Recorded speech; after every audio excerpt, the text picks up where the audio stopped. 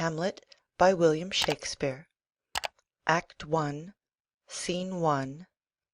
Elsinore, a platform before the castle. Francisco at his post. Enter to him Bernardo. Who's there? Nay, answer me. Stand and unfold yourself. Long live the king. Bernardo, He. you come most carefully upon your hour. 'Tis now struck 12. Get thee to bed, Francisco. For this relief much thanks. 'Tis bitter cold, and I am sick at heart. Have you had quiet guard? Not a mouse stirring. Well, good night. If you do meet Horatio and Marcellus, the rivals of my watch, bid them make haste. I think I hear them. Stand, ho! Who's there? Enter Horatio and Marcellus. Friends to this ground, and liegemen to the Dane. Give you good night. Oh, farewell, honest soldier, who hath relieved you. Bernardo has my place. Give you good night. Exit. Holla, Bernardo. Say, what, is Horatio there? a piece of him. Welcome, Horatio. Welcome, good Marcellus. What, has this thing appeared again tonight? I have seen nothing. Horatio says 'tis but our fantasy, and will not let belief take hold of him, touching this dreaded sight twice seen of us. Therefore I have entreated him along with us to watch the minutes of this night, that if again this apparition come, he may approve our eyes and speak to it. Tush, tush, 'twill not appear. Sit down a while, and let us once again assail your ears, that are so fortified against our story, what we have 2 nights seen. Well, sit we down, and let us hear Bernardo speak of this. Last night of all, when yond same star that's westwards from the pole had made his course to illumine that part of heaven where now it burns, Marcellus and myself, the bell then beating 1. Enter Ghost. Peace break thee off. Look, where it comes again. In the same figure like the king that's dead. Thou art a scholar. Speak to it, Horatio. Looks it not like the king? Mark it, Horatio. Most like. It harrows me with fear and wonder. It would be spoke to. Question it, Horatio. What art thou that usurpest this time of night, together with that fair and warlike form in which the majesty of buried Denmark did sometimes march? By heaven, I charge thee, speak! It is offended. See, it stalks away. Stay! Speak, speak! I charge thee, speak! Exit Ghost. 'Tis gone, and will not answer. How now, Horatio? You tremble and look pale. Is not this something more than fantasy? What think you on't? Before my God, I might not this believe without the sensible and true avouch of mine own eyes. Is it not like the king? As thou art to thyself, such was the very armour he had on when he the ambitious Norway combated. So frowned he once, when, in an angry parle, he smote the sledded poleaxe on the ice. 'Tis strange. Thus twice before, and jump at this dead hour, with martial stalk hath he gone by our watch. In what particular thought to work I know not, but in the gross and scope of my opinion, this bodes some strange eruption to our state.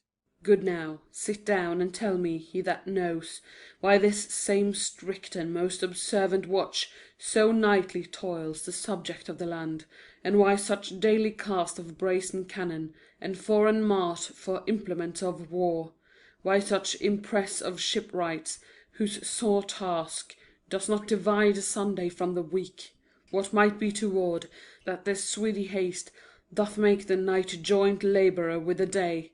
Who is that can inform me? That can I, at least the whisper goes.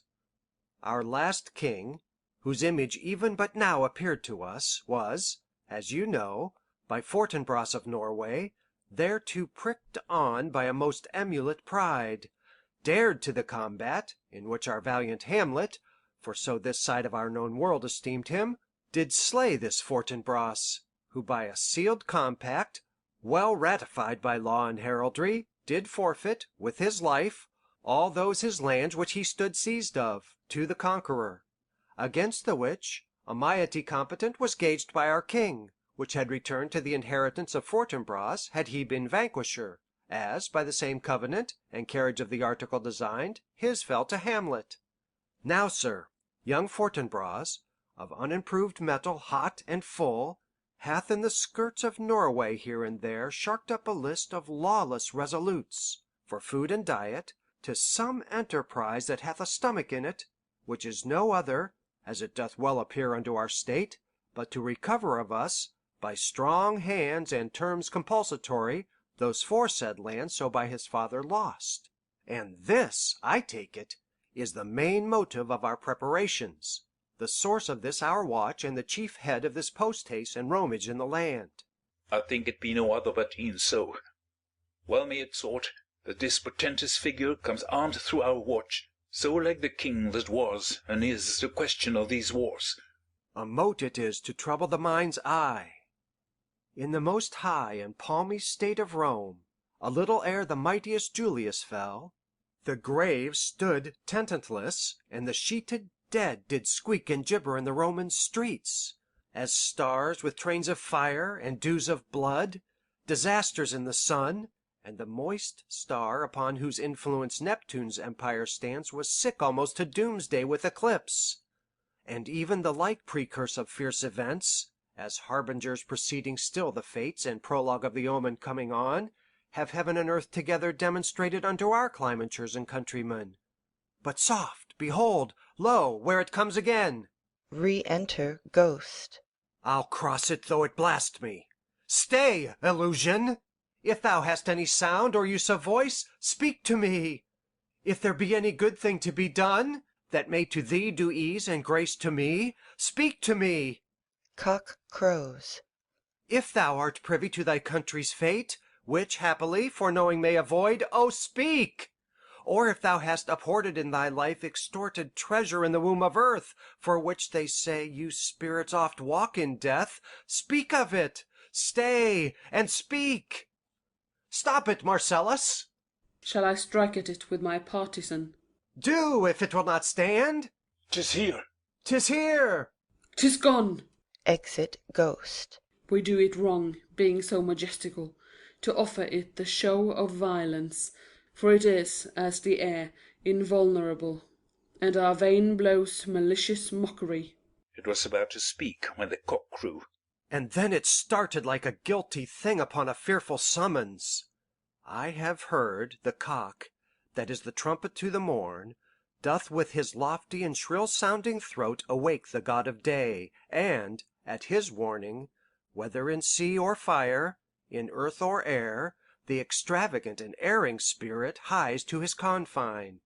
And of the truth herein this present object made probation. It faded on the crowing of the cock. Some say that ever against the season comes wherein our Saviour's birth is celebrated.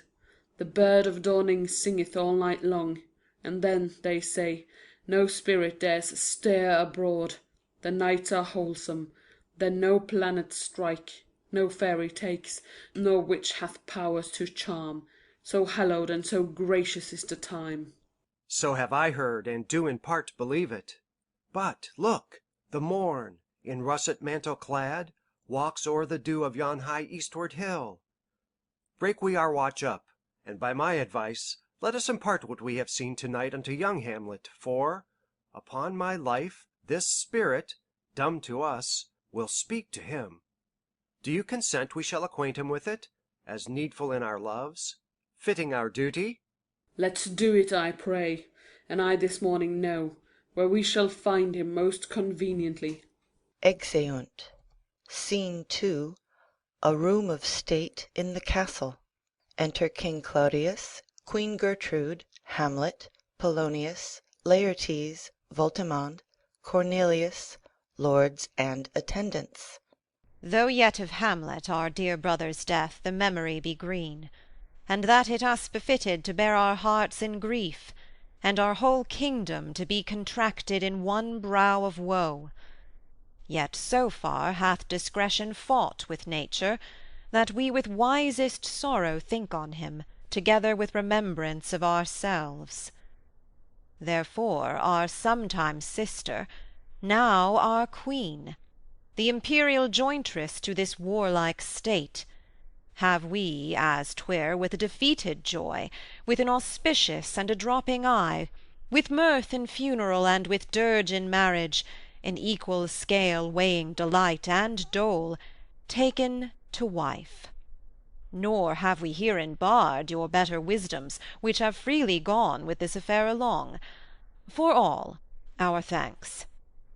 Now follows that you know, young Fortinbras, holding a weak supposal of our worth, or thinking by our late dear brother's death our state to be disjoint and out of frame, colleagued with the dream of his advantage, he hath not failed to pester us with message, importing the surrender of those lands lost by his father, with all bonds of law to our most valiant brother. So much for him.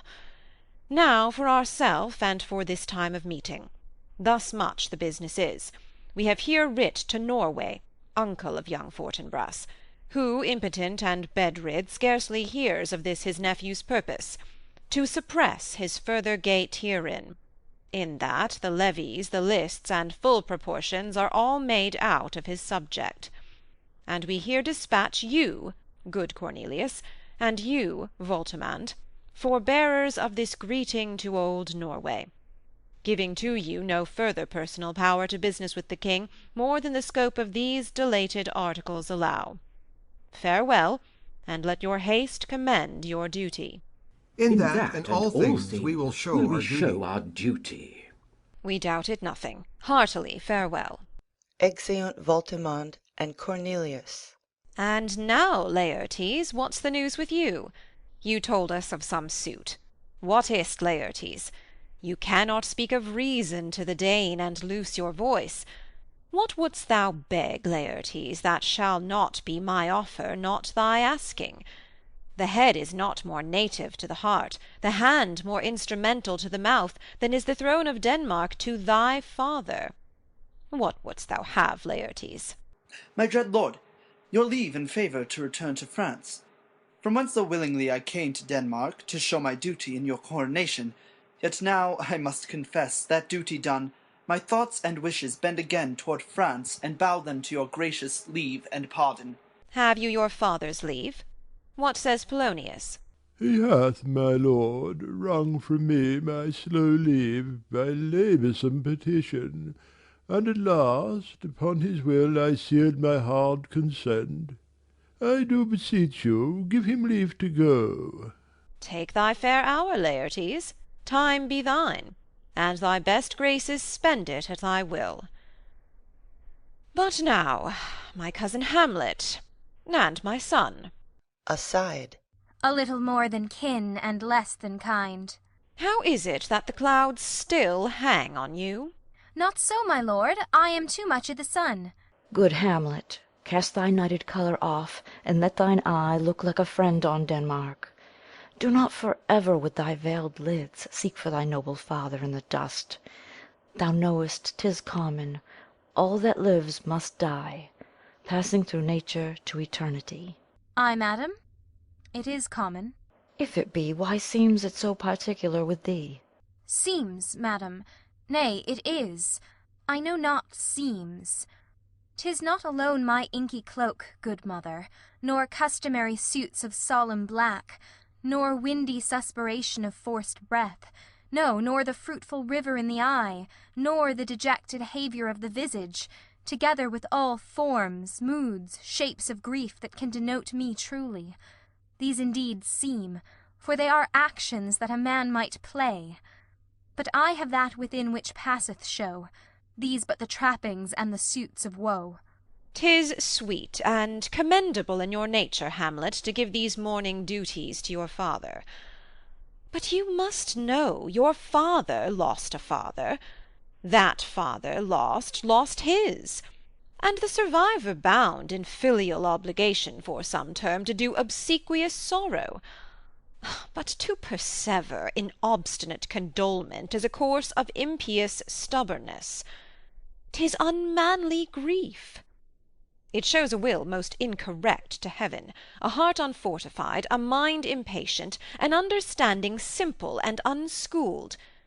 For what we know must be, and is as common as any the most vulgar thing to sense, why should we in our peevish opposition take it to heart? Fie! 'Tis a fault to heaven, a fault against the dead, a fault to nature, to reason most absurd, whose common theme is death of fathers, and who still hath cried from the first course till he that died to-day, this must be so. We pray you, throw to earth this unprevailing woe, and think of us as of a father. For let the world take note, you are the most immediate to our throne, and with no less nobility of love than that which dearest father bears his son, do I impart toward you. For your intent in going back to school in Wittenberg, it is most retrograde to our desire, and we beseech you, bend you to remain here in the cheer and comfort of our eye, our chiefest courtier, cousin, and our son. Let not thy mother lose her prayers, Hamlet. I pray thee, stay with us. Go not to Wittenberg. I shall in all my best obey you, madam. Why, 'tis a loving and a fair reply. Be as ourself in Denmark. Madam, come. This gentle and unforced accord of Hamlet sits smiling to my heart, in grace whereof no jocund health that Denmark drinks to-day, but the great cannon to the clouds shall tell, and the king's rouse the heavens all breat again, respeaking earthly thunder. Come, away. Exeunt all but Hamlet. Oh, that this too solid flesh would melt, thaw, and resolve itself into a dew! Or that the everlasting had not fixed his cannon 'gainst self-slaughter. Oh, God! God! How weary, stale, flat, and unprofitable seem to me all the uses of this world! Fie on't, fie! 'Tis an unweeded garden that grows to seed. Things rank and gross in nature possess it merely. That it should come to this, but 2 months dead, nay, not so much, not 2. So excellent a king, that was to this Hyperion to a satyr. So loving to my mother, that he might not beteem the winds of heaven visit her face too roughly. Heaven and earth, must I remember? Why, she would hang on him, as if increase of appetite had grown by what it fed on, and yet within a month. Let me not think on't. Frailty, thy name is woman. A little month, or ere those shoes were old with which she followed my poor father's body, like Niobe all tears. Why, she, even she, O God, a beast that wants discourse of reason would have mourned longer. Married with my uncle, my father's brother, but no more like my father than I to Hercules. Within a month, ere yet the salt of most unrighteous tears had left the flushing in her galled eyes, she married. O most wicked speed, to post with such dexterity to incestuous sheets! It is not, nor it cannot come to good, but break my heart, for I must hold my tongue. Enter Horatio, Marcellus, and Bernardo. Hail to your lordship. I'm glad to see you well. Horatio! Or I do forget myself. The same, my lord, and your poor servant ever. Sir, my good friend, I'll change that name with you. And what make you from Wittenberg, Horatio? Marcellus? My good lord. I am very glad to see you. Good even, sir. But what in faith make you from Wittenberg? A truant disposition, good my lord. I would not hear your enemy say so, nor shall you do mine ear that violence to make it truster of your own report against yourself. I know you are no truant. But what is your affair in Elsinore? We'll teach you to drink deep ere you depart. My lord, I came to see your father's funeral. I pray thee, do not mock me, fellow student. I think it was to see my mother's wedding. Indeed, my lord, it followed hard upon. Thrift, Horatio. The funeral baked meats did coldly furnish forth the marriage tables. Would I had met my dearest foe in heaven, or ever I had seen that day, Horatio. My father. Methinks I see my father. Where, my lord? In my mind's eye, Horatio. I saw him once. He was a goodly king. He was a man. Take him for all in all. I shall not look upon his like again.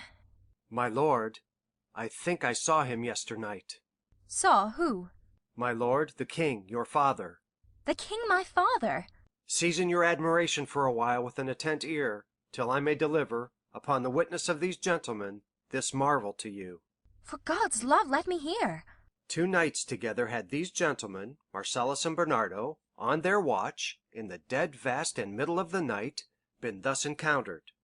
A figure, like your father, armed at point exactly, cap a pie, appears before them, and with solemn march goes slow and stately by them.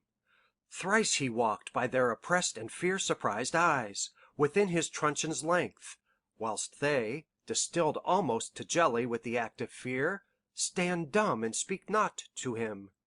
This to me in dreadful secrecy impart they did, and I with them the 3rd night kept the watch, where, as they had delivered, both in time, form of the thing, each word made true and good. The apparition comes. I knew your father. These hands are not more like. But where was this? My lord, upon the platform where we watched. Did you not speak to it? My lord, I did, but answer made it none. Yet once methought it lifted up its head and did address itself to motion like as it would speak. But even then the morning cock crew loud, and at the sound it shrunk in haste away, and vanished from our sight. 'Tis very strange. As I do live, my honoured lord, 'tis true. And we did think it writ down in our duty to let you know of it.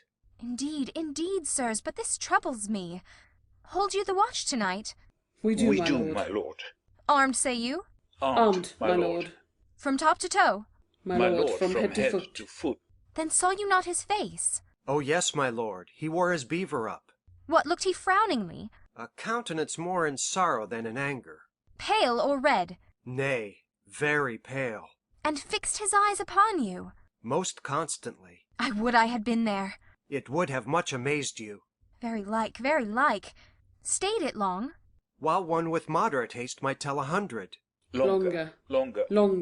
Not when I saw it. His beard was grizzled, no? It was, as I have seen it in life, a sable silvered. I will watch tonight. Perchance 'twill walk again. I warrant it will. If it assume my noble father's person, I'll speak to it, though hell itself should gape and bid me hold my peace. I pray you all, if you have hitherto concealed this sight, let it be tenable in your silence still. And whatsoever else shall hap tonight, give it an understanding, but no tongue. I will requite your loves. So fare you well. Upon the platform, 'twixt 11 and 12, I'll visit you. Our duty to your honour. Your loves as mine to you. Farewell. Exeunt all but Hamlet. My father's spirit in arms. All is not well. I doubt some foul play. Would the night were come! Till then, sit still, my soul. Foul deeds will rise, though all the earth o'erwhelm them, to men's eyes. Exit. Scene 3. A room in Polonius's house. Enter Laertes and Ophelia. My necessaries are embarked. Farewell. And sister, as the winds give benefit and convoy is assistant, do not sleep, but let me hear from you. Do you doubt that? For Hamlet and the trifling of his favour, hold it a fashion and a toy in blood, a violet in the youth of primy nature, forward, not permanent, sweet, not lasting, the perfume and suppliance of a minute, no more. No more but so?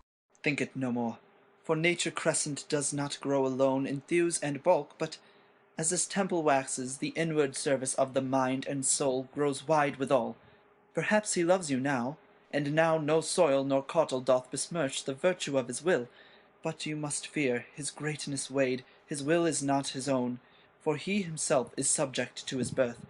He may not, as unvalued persons do, carve for himself, for on his choice depends the safety and the health of his whole state. And therefore must his choice be circumscribed unto the voice and yielding of that body whereof he is the head. Then if he says he loves you, it fits your wisdom so far to believe it, as he in his particular act and place may give his saying deed, which is no further than the main voice of Denmark goes withal.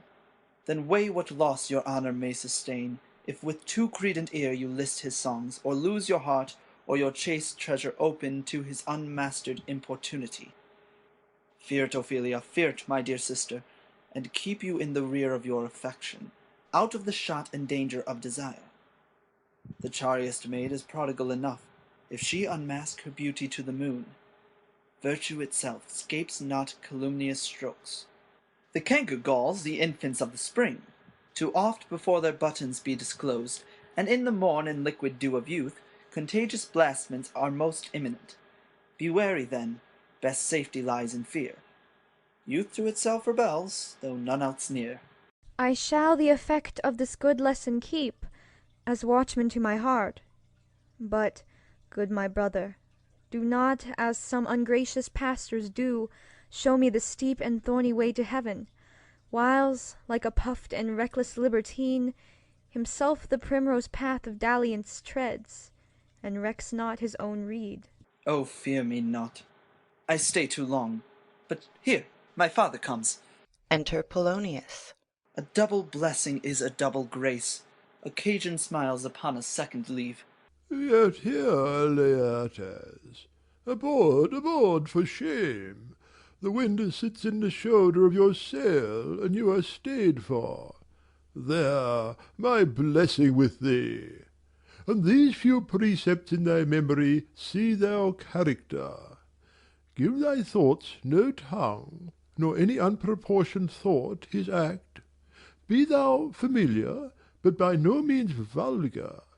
Those friends thou hast, and their adoption tried, grapple them to thy soul with hoops of steel, but do not dull thy palm with entertainment of each new-hatched unfledged comrade. Beware of entrance to a quarrel, but being in, bet that the opposed may beware of thee. Give every man thy ear, but few thy voice. Take each man's censure, but reserve thy judgment. Costly thy habit as thy purse can buy, but not expressed in fancy, rich, not gaudy, for the apparel oft proclaims the man. And they in France of the best rank and station are of a most select and generous chief in that. Neither a borrower nor a lender be, for loan oft loses both itself and friend, and borrowing dulls the edge of husbandry. This above all, to thine own self be true, and it must follow, as the night the day, thou canst not then be false to any man. Farewell, my blessing season this in thee. Most humbly do I take my leave, my lord. The time invites you. Go, your servants tend. Farewell, Ophelia, and remember well what I have said to you. 'Tis in my memory locked, and you yourself shall keep the key of it. Farewell. Exit. What is't, Ophelia, he hath said to you? So please you, something touching the Lord Hamlet. Marry, well bethought. 'Tis told me he hath very oft of late given private time to you, and you yourself have of your audience been most free and bounteous. If it be so, as so 'tis put on me, and that, in way of caution, I must tell you, you do not understand yourself so clearly as it behoves my daughter and your honour. What is between you? Give me up the truth. He hath, my lord, of late made many tenders of his affection to me. Affection! Pooh! You speak like a green girl, unsifted in such perilous circumstance. Do you believe his tenders, as you call them? I do not know, my lord, what I should think. Marry, I'll teach you. Think yourself a baby, that you obtain these tenders for true pay, which are not sterling. Tender yourself more dearly, or, not to crack the wind of the poor phrase, running it thus, you'll tender me a fool. My lord, he hath importuned me with love in honourable fashion. Ay, fashion you may call it. Go to, go to.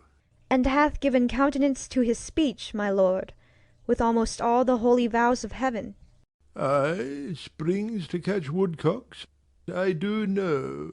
When the blood burns, how prodigal the soul lends the tongue vows. These blazes, daughter, giving more light than heat, extinct in both, even in their promise, as it is a-making, you must not take for fire.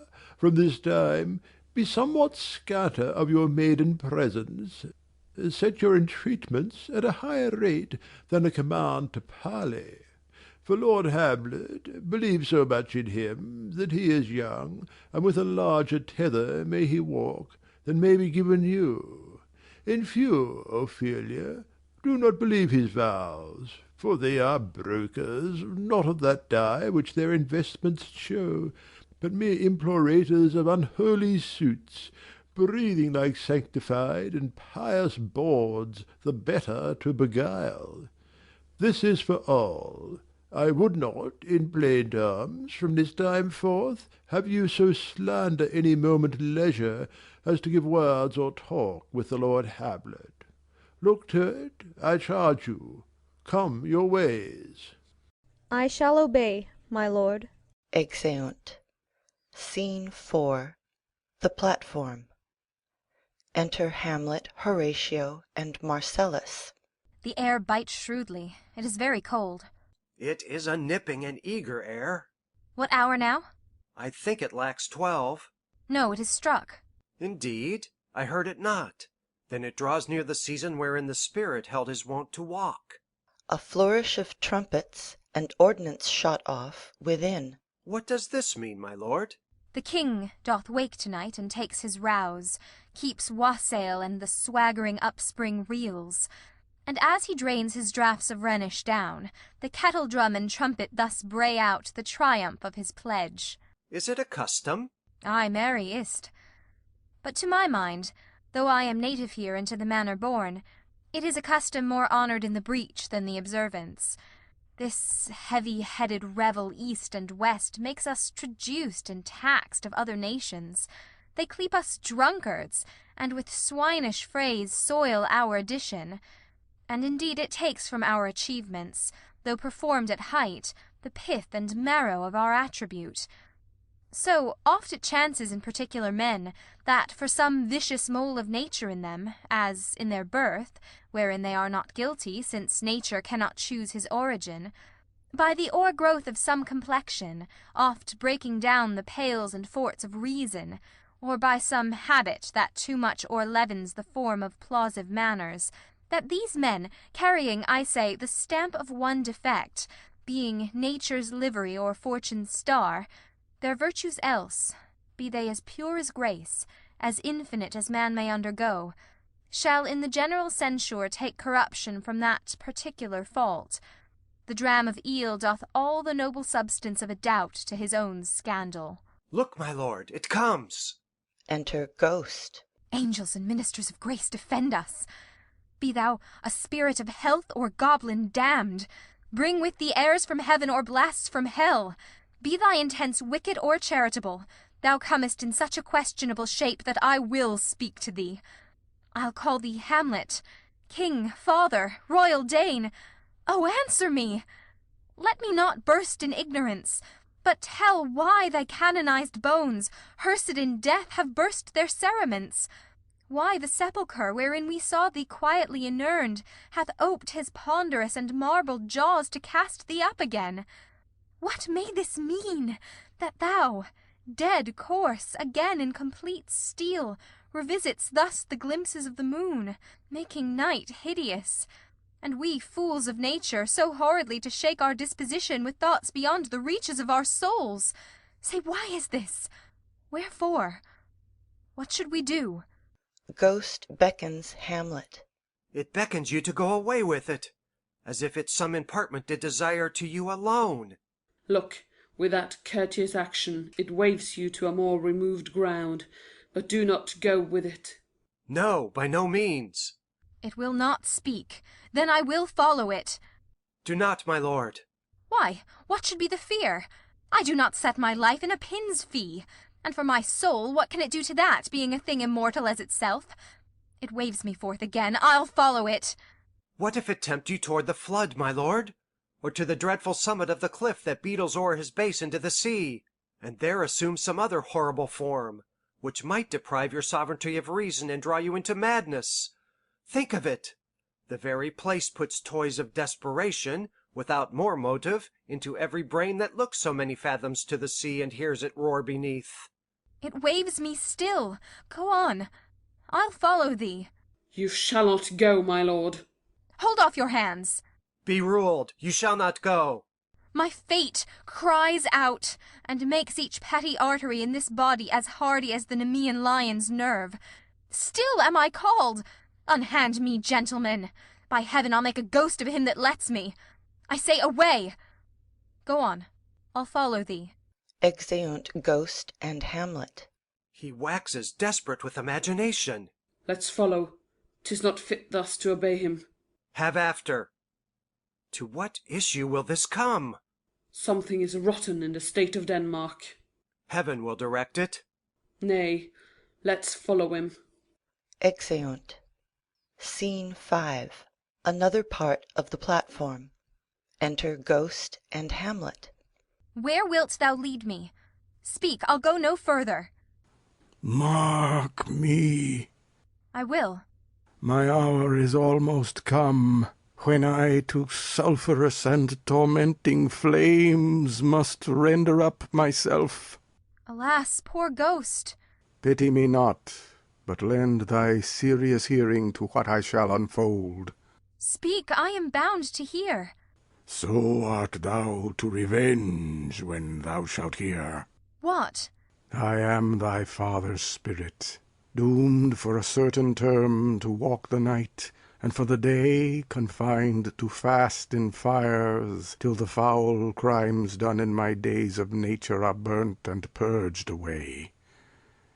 But that I am forbid to tell the secrets of my prison house, I could a tale unfold, whose lightest word would harrow up thy soul, freeze thy young blood, make thy 2 eyes like stars start from their spheres, thy knotted and combined locks to part, and each particular hair to stand on end like quills upon the fretful porpentine. But this eternal blazon must not be to ears of flesh and blood. List, list, oh, list, if thou didst ever thy dear father love. Oh, God! Revenge his foul and most unnatural murder. Murder? Murder most foul, as in the best it is, but this most foul, strange, and unnatural. Haste me to know it, that I, with wings as swift as meditation or the thoughts of love, may sweep to my revenge. I find thee apt, and duller shouldst thou be than the fat weed that roots itself in ease on Lethe wharf, wouldst thou not stir in this. Now, Hamlet, hear. 'Tis given out that sleeping in my orchard a serpent stung me. So the whole ear of Denmark is by a forged process of my death rankly abused. But know, thou noble youth, the serpent that did sting thy father's life now wears his crown. Oh, my prophetic soul, my uncle! Ay, that incestuous, that adulterate beast, with witchcraft of his wit, with traitorous gifts. O wicked wit and gifts, that have the power so to seduce one to his shameful lust, the will of my most seeming virtuous queen! O Hamlet, what a falling off was there from me, whose love was of that dignity that it went hand in hand even with the vow I made to her in marriage, and to decline upon a wretch whose natural gifts were poor to those of mine. But virtue, as it never will be moved, though lewdness court it in a shape of heaven, so lust, though to a radiant angel linked, will sate itself in a celestial bed, and prey on garbage. But soft, methinks I scent the morning air, brief let me be. Sleeping within my orchard, my custom always of the afternoon, upon my secure hour, thy uncle stole, with juice of cursed Hebanon in a vial, and in the porches of my ears did pour the leprous distilment, whose effect holds such an enmity with blood of man, that swift as quicksilver it courses through the natural gates and alleys of the body, and with a sudden vigour doth posset and curd, like eager droppings into milk, the thin and wholesome blood.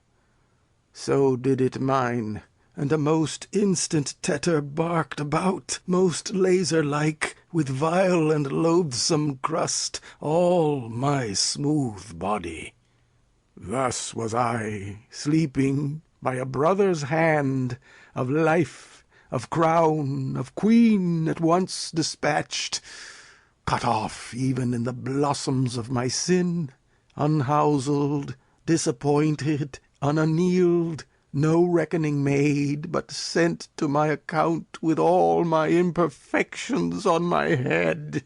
Oh, horrible! Oh, horrible! Most horrible! If thou hast nature in thee, bear it not. Let not the royal bed of Denmark be a couch for luxury and damned incest. But howsoever thou pursuest this act, taint not thy mind, nor let thy soul contrive against thy mother aught. Leave her to heaven, and to those thorns that in her bosom lodge, to prick and sting her. Fare thee well at once. The glowworm shows the matin to be near, and 'gins to pale his uneffectual fire. Adieu. Adieu, Hamlet, remember me. Exit. Oh, all you host of heaven! O earth, what else? And shall I couple hell? O fie! Hold my heart, and you, my sinews, grow not instant old, but bear me stiffly up. Remember thee! Ay, thou poor ghost, while memory holds a seat in this distracted globe. Remember thee! Yea, from the table of my memory I'll wipe away all trivial fond records, all saws of books, all forms, all pressures past, that youth and observation copied there, and thy commandment all alone shall live within the book and volume of my brain, unmixed with baser matter. Yes, by heaven! O most pernicious woman! O villain, villain, smiling, damned villain! My tables, meet it is I set it down that one may smile and be a villain. At least I'm sure it may be so in Denmark. Writing. So, uncle, there you are. Now to my word. It is adieu. Adieu, remember me. I have sworn it. My lord, my My lord! lord, my lord, Lord Hamlet. Heaven secure him! So be it. Hillo, ho, ho, my lord! Hillo, ho, ho, boy! Come, bird, come! Enter Horatio and Marcellus. How is't, my noble lord? What news, my lord? Oh, wonderful! Good, my lord, tell it. No, you'll reveal it. Not I, my lord, by heaven. Nor I, my lord. How say you then? Would heart of man once think it? But you'll be secret. Aye, by heaven, my lord. There's ne'er a villain dwelling in all Denmark, but he's an errant knave. There needs no ghost, my lord, come from the grave to tell us this. Why, right. You heard the right. And so, without more circumstance at all, I hold it fit that we shake hands and part. You, as your business and desire shall point you, for every man hath business and desire, such as it is. And for mine own poor part, look you, I'll go pray. These are but wild and whirling words, my lord. I'm sorry they offend you heartily. Yes, faith, heartily. There's no offence, my lord. Yes, by St. Patrick, but there is, Horatio, and much offence too. Touching this vision here, it is an honest ghost, that let me tell you, for your desire to know what is between us, or master it as you may. And now, good friends, as you are friends, scholars, and soldiers, give me one poor request. What is it, my lord? We will. Never make known what you have seen tonight. My lord, we will not. Nay, but swear it. In faith, my lord, not I. Nor I, my lord, in faith. Upon my sword. We have sworn, my lord, already. Indeed, upon my sword, indeed. Swear. Aha, boy, sayest thou so? Art thou there, true penny? Come on, you hear this fellow in the cellarage. Consent to swear. Propose the oath, my lord. Never to speak of this that you have seen. Swear by my sword. Swear. Hic et ubique? Then we'll shift our ground. Come hither, gentlemen, and lay your hands again upon my sword. Never to speak of this that you have heard. Swear by my sword. Swear. Well said, old mole. Canst work i' the earth so fast, a worthy pioneer. Once more, remove, good friends. Oh, day and night! But this is wondrous strange. And therefore as a stranger give it welcome. There are more things in heaven and earth, Horatio, than are dreamt of in your philosophy. But come, here as before, never, so help you mercy, how strange or odd soe'er I bear myself, as I perchance hereafter shall think meet to put an antic disposition on, that you, at such times seeing me, never shall, with arms encumbered thus, or this head shake, or by pronouncing of some doubtful phrase, as well, well, we know, or we could, and if we would, or if we list to speak, or there be, and if there might, or such ambiguous giving out to note that you know aught of me, this not to do. So grace and mercy at your most need help you. Swear. Swear. Rest, rest, perturbed spirit. They swear. So, gentlemen, with all my love I do commend me to you, and what so poor a man as Hamlet is may do to express his love and friending to you, God willing, shall not lack. Let us go in together, and still your fingers on your lips, I pray. The time is out of joint. O cursed spite, that ever I was born to set it right. Nay, come, let's go together. Exeunt. End of Act 1. Act 2, Scene 1. A room in Polonius's house. Enter Polonius and Reynaldo. Give him this money and these notes, Reynaldo. I will, my lord. You shall do marvellous wisely, good Reynaldo, before you visit him, to make inquire of his behaviour. My lord, I did intend it. Marry, well said, very well said. Look you, sir, inquire me first what danskers are in Paris, and how, and who, what means, and where they keep, what company, at what expense, and finding by this encompassment and drift of question that they do know my son, come you more nearer than your particular demands will touch it. Take you, as 'twere, some distant knowledge of him, as thus: I know his father and his friends, and in part him. Do you mark this, Reynaldo? Ay, very well, my lord. And in part him, but you must say, not well, but if't be he I mean, he's very wild, addicted so and so, and there put on him what forgeries you please. Marry, none so rank as may dishonour him, take heed of that. But, sir, such wanton, wild, unusual slips as our companions noted and most known to youth and liberty. As gaming, my lord. Ay, or drinking, fencing, swearing, quarrelling, drabbing, you may go so far. My lord, that would dishonour him. Faith, no. As you may season it in the charge, you must not put another scandal on him, that he is open to incontinency. That's not my meaning, but breathe his faults so quaintly that they may seem the taints of liberty, the flash and outbreak of a fiery mind, a savageness in the unreclaimed blood of general assault. But, My good lord. Wherefore should you do this? Ay, my lord, I would know that. Marry, sir, here's my drift, and I believe it is a fetch of wit, you laying these slight sallies on my son, as 'twere a thing little soiled i' the working. Mark you, your party in converse, him you would sound, having ever seen in the predominant crimes the youth you breathe of guilty. Be assured he closes with you in this consequence.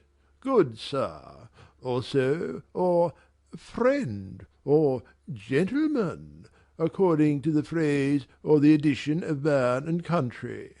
Very good, my lord. And then, sir, does he this? He does? What was I about to say? By the mass, I was about to say something. Where did I leave? At closes in the consequence, friend or so, and gentleman. At closes in the consequence, ay, marry, he closes thus.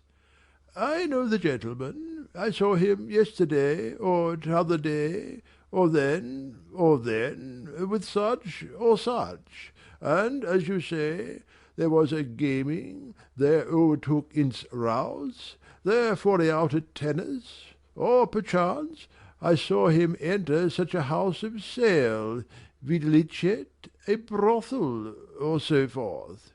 See you now, your bait of falsehood takes this carp of truth, and thus do we of wisdom and of reach, with windlasses and assays of bias, by indirections find directions out. So by my former lecture and advice shall you, my son. You have me, have you not? My lord, I have. God be with you.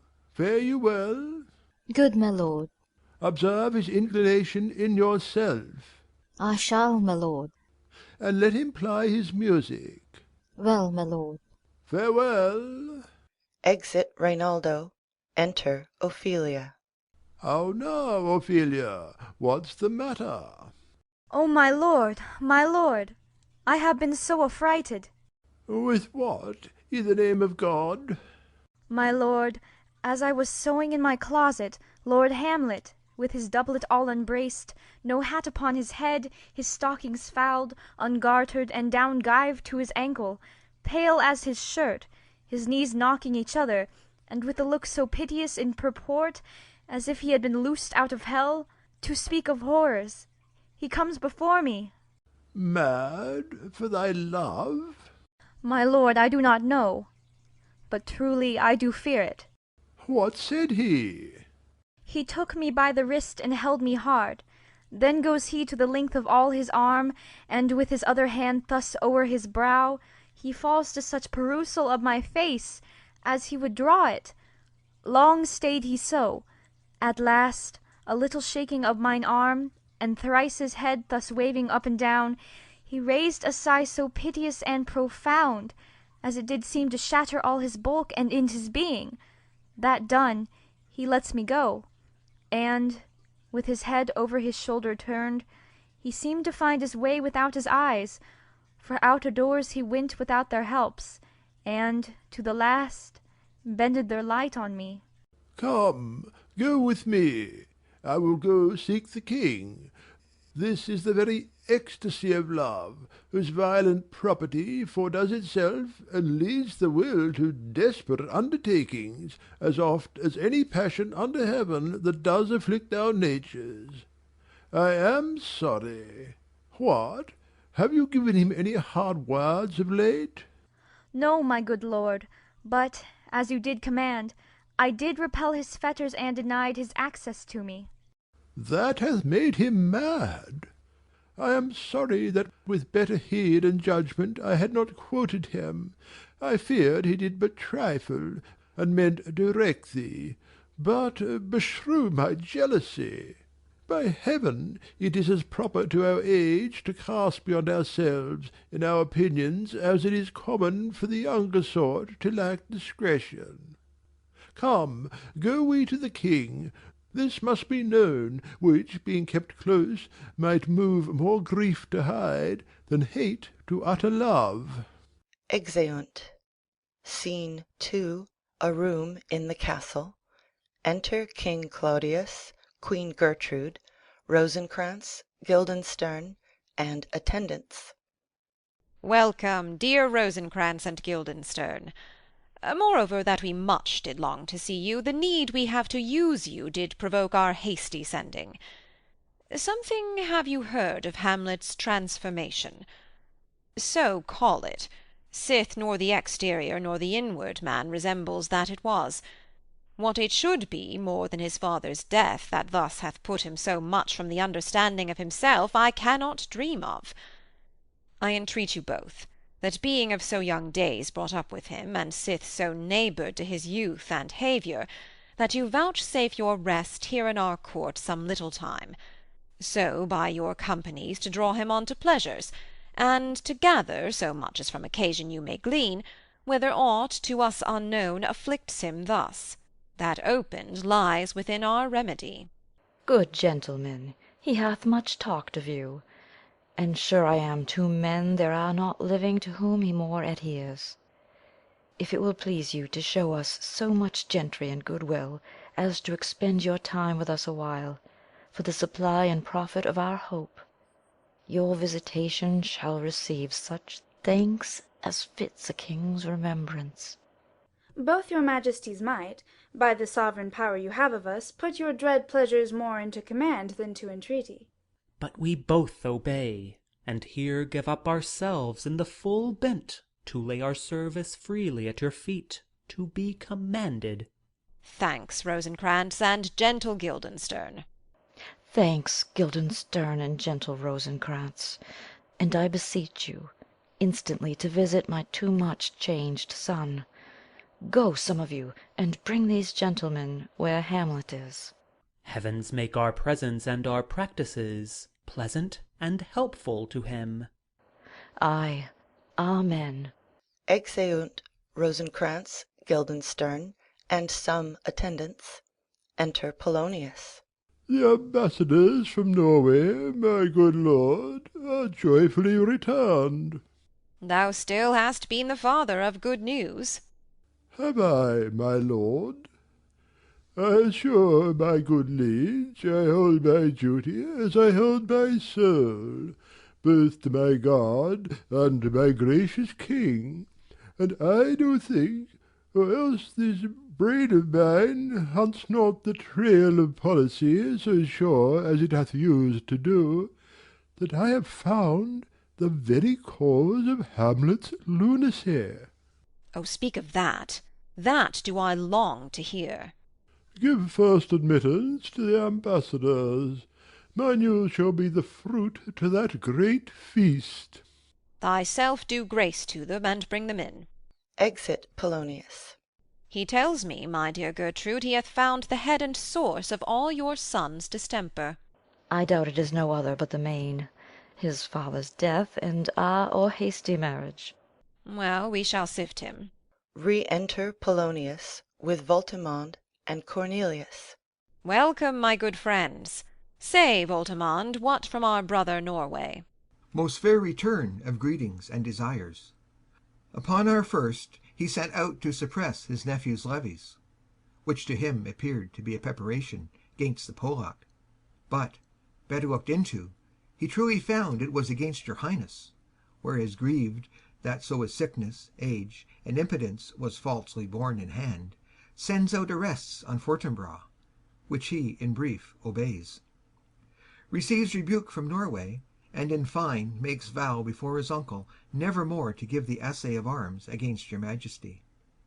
Whereon old Norway, overcome with joy, gives him 3,000 crowns in annual fee, and his commission to employ those soldiers, so levied as before, against the Polack, with an entreaty herein further shown, giving a paper, that it might please you to give quiet pass through your dominions for this enterprise, on such regard of safety and allowance as therein are set down. It likes us well, and at our more considered time we'll read, answer, and think upon this business. Meantime we thank you for your well took labour. Go to your rest. At night we'll feast together. Most welcome home. Exeunt Voltimand and Cornelius. This business is well ended, my liege and madam. To expostulate what majesty should be, what duty is, why day is day, night night, and time is time, were nothing but to waste a night, day, and time. Therefore, since brevity is the soul of wit, and hideousness the limbs and outward flourishes, I will be brief. Your noble son is mad. Mad call I it. For, to define true madness, what is but to be nothing else but mad? But let that go. More matter with less art. Madam, I swear I use no art at all. That he is mad, 'tis true, 'tis true, 'tis pity. And pity 'tis true. A foolish figure. But farewell it, for I will use no art. Mad let us grant him, then. And now remains that we find out the cause of this effect, or rather say, the cause of this defect. For this effect defective comes by cause. Thus it remains, and the remainder thus. Perpend. I have a daughter, have, while she is mine, who in her duty and obedience, mark, hath given me this. Now gather and surmise. Reads. To the celestial and my soul's idol, the most beautified Ophelia. That's an ill phrase, a vile phrase. Beautified is a vile phrase. But you shall hear, thus. Reads. In her excellent wide bosom these, etc. Came this from Hamlet to her? Good madam, stay a while. I will be faithful. Reads. Doubt thou the stars are fire? Doubt that the sun doth move? Doubt truth to be a liar? But never doubt I love. Oh, dear Ophelia, I am ill at these numbers. I have not art to reckon my groans, but that I love thee best, oh, most best, believe it. Adieu. Thine evermore, most dear lady, whilst this machine is to him, Hamlet.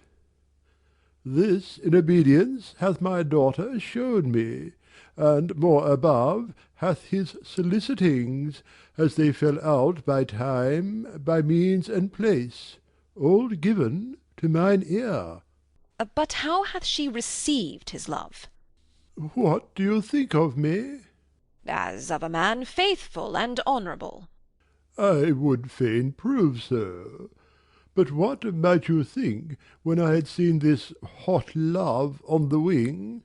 As I perceived it, I must tell you that, before my daughter told me, what might you, or my dear Majesty, your Queen here, think, if I had played the desk or table book, or given my heart a winking, a mute and dumb, or looked upon this love with idle sight?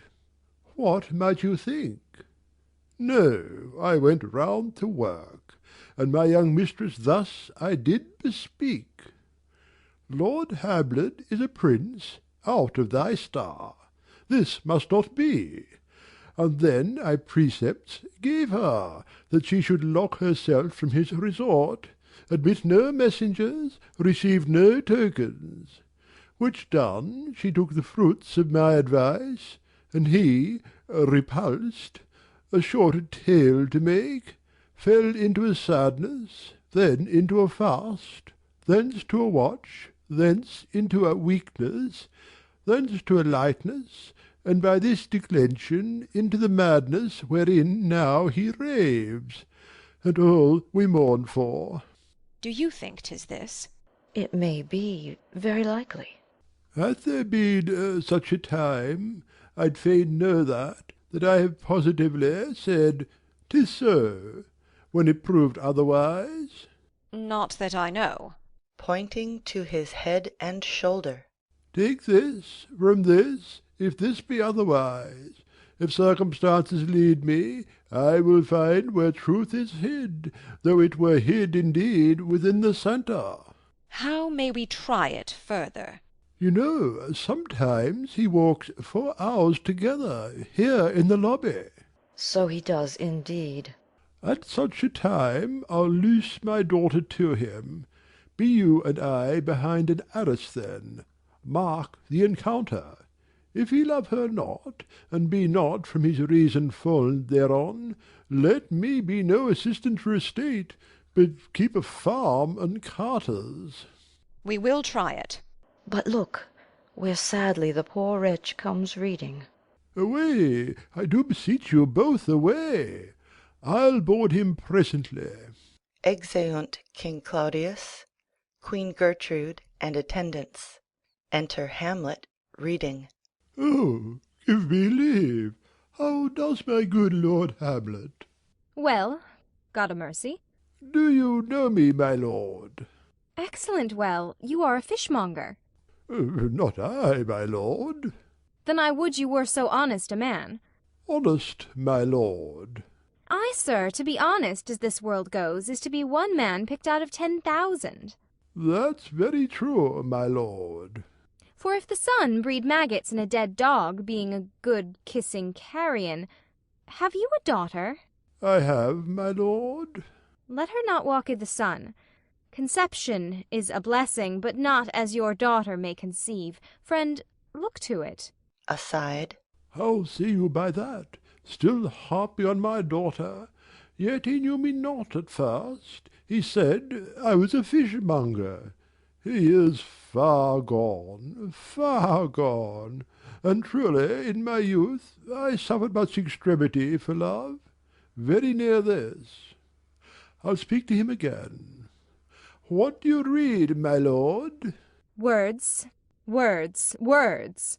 What is the matter, my lord? Between who? I mean the matter that you read, my lord. Slanders, sir, for the satirical rogue says here that old men have grey beards, that their faces are wrinkled, their eyes purging thick amber and plum-tree gum, and that they have a plentiful lack of wit, together with most weak hands. All which, sir, though I most powerfully and potently believe, yet I hold it not honesty to have it thus set down. For yourself, sir, should be as old as I am, if like a crab you could go backward. Aside. Though this be madness, yet there is method in't. Will you walk out of the air, my lord? Into my grave? Indeed, that is out of the air. Aside. How pregnant sometimes his replies are! A happiness that often madness hits on, which reason and sanity could not so prosperously be delivered of. I will leave him, and suddenly contrive the means of meeting between him and my daughter. My honourable lord, I will most humbly take my leave of you. You cannot, sir, take from me anything that I will more willingly part withal. Except my life. Except my life. Except my life. Fare you well, my lord. These tedious old fools. Enter Rosencrantz and Guildenstern. You go to seek the Lord Hamlet? There he is. God save you, sir. Exit Polonius. My honoured lord. My most dear lord. My excellent good friends, how dost thou, Guildenstern? Rosencrantz, good lads, how do ye both? As the indifferent children of the earth. Happy, in that we are not over-happy. On Fortune's cap we are not the very button. Nor the soles of her shoes. Neither, my lord. Then you live about her waist, or in the middle of her favours? Faith, her privates we. In the secret parts of Fortune, oh, most true, she is a strumpet. What's the news? None, my lord, but that the world's grown honest. Then is doomsday near. But your news is not true. Let me question more in particular. What have you, my good friends, deserved at the hands of Fortune that she sends you to prison hither? Prison, my lord. Denmark's a prison. Then is the world one. A goodly one, in which there are many confines, wards, and dungeons, Denmark being one of the worst. We think not so, my lord. Why then 'tis none to you. For there is nothing either good or bad, but thinking makes it so. To me it is a prison. Why then your ambition makes it one. 'Tis too narrow for your mind. O God, I could be bounded in a nutshell, and count myself a king of infinite space, were it not that I have bad dreams. Which dreams indeed are ambition, for the very substance of the ambitious is merely the shadow of a dream. A dream itself is but a shadow. Truly, and I hold ambition of so airy and light a quality that it is but a shadow's shadow. Then are our beggars' bodies, and our monarchs and outstretched heroes the beggars' shadows. Shall we to the court? For by my fay I cannot reason. We'll wait upon you, my lord. No such matter. I will not sort you with the rest of my servants. For, to speak to you like an honest man, I am most dreadfully attended. But, in the beaten way of friendship, what make you at Elsinore? To visit you, my lord, no other occasion. Beggar that I am even poor in thanks. But I thank you. And sure, dear friends, my thanks are too dear a halfpenny. Were you not sent for? Is it your own inclining? Is it a free visitation? Come, deal justly with me. Come, come. Nay, speak. What should we say, my lord? Why, anything but to the purpose.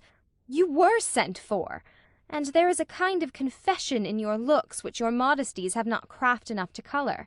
I know the good king and queen have sent for you. To what end, my lord? That you must teach me.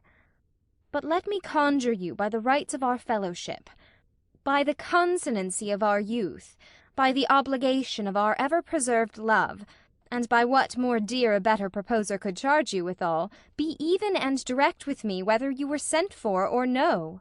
Aside to Guildenstern. What say you? Nay, then, I have an eye of you. If you love me, hold not off. My lord, we were sent for. I will tell you why. So shall my anticipation prevent your discovery, and your secrecy to the king and queen moult no feather.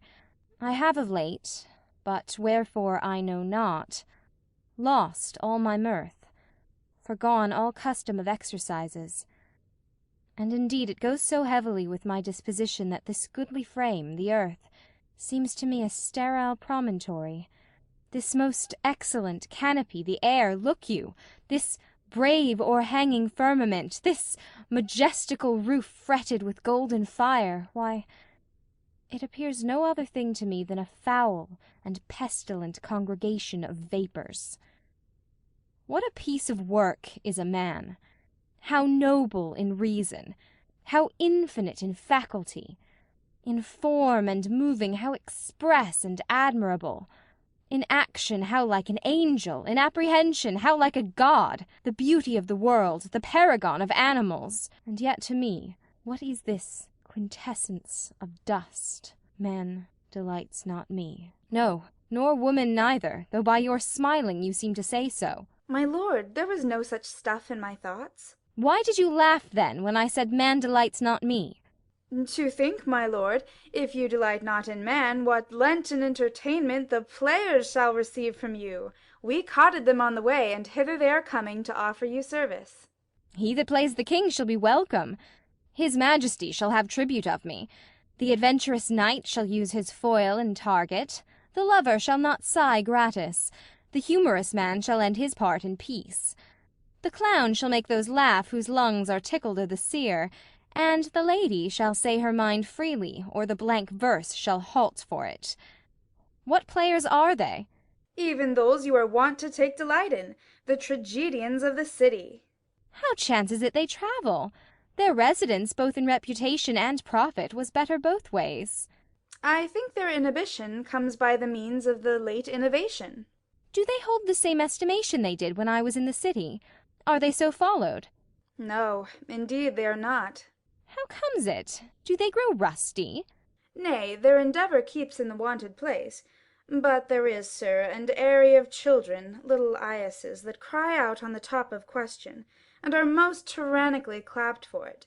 These are now the fashion, and so berattle the common stages, so they call them, that many wearing rapiers are afraid of goose quills, and dare scarce come thither. What? Are they children? Who maintains 'em? How are they escotted? Will they pursue the quality no longer than they can sing? Will they not say afterwards, if they should grow themselves to common players, as it is most like, if their means are no better, their writers do them wrong to make them exclaim against their own succession? Faith, there has been much to do on both sides, and the nation holds it no sin to tar them to controversy. There was, for a while, no money bid for argument unless the poet and the player went to cuffs in the question. Is't possible? Oh, there has been much throwing about of brains. Do the boys carry it away? Ay, that they do, my lord. Hercules and his load, too. It is not very strange. For mine uncle is King of Denmark, and those that would make mows at him while my father lived give 20, 40, 50, 100 ducats apiece for his picture in little. Sblood, there is something in this more than natural if philosophy could find it out. Flourish of trumpets within. There are the players. Gentlemen, you are welcome to Elsinore. Your hands, come then. The appurtenance of welcome is fashion and ceremony. Let me comply with you in this garb, lest my extent to the players, which, I tell you, must show fairly outward, should more appear like entertainment than yours. You are welcome. But my uncle father and aunt mother are deceived. In what, my dear lord? I am but mad north-northwest. When the wind is southerly, I know a hawk from a hand-saw. Enter Polonius. Well be with you, gentlemen. Hark you, Guildenstern, and you two, at each ear a hearer. That great baby you see there is not yet out of his swaddling clouts. Happily he's the second time come to them, for they say an old man is twice a child. I will prophesy he comes to tell me of the players, mark it.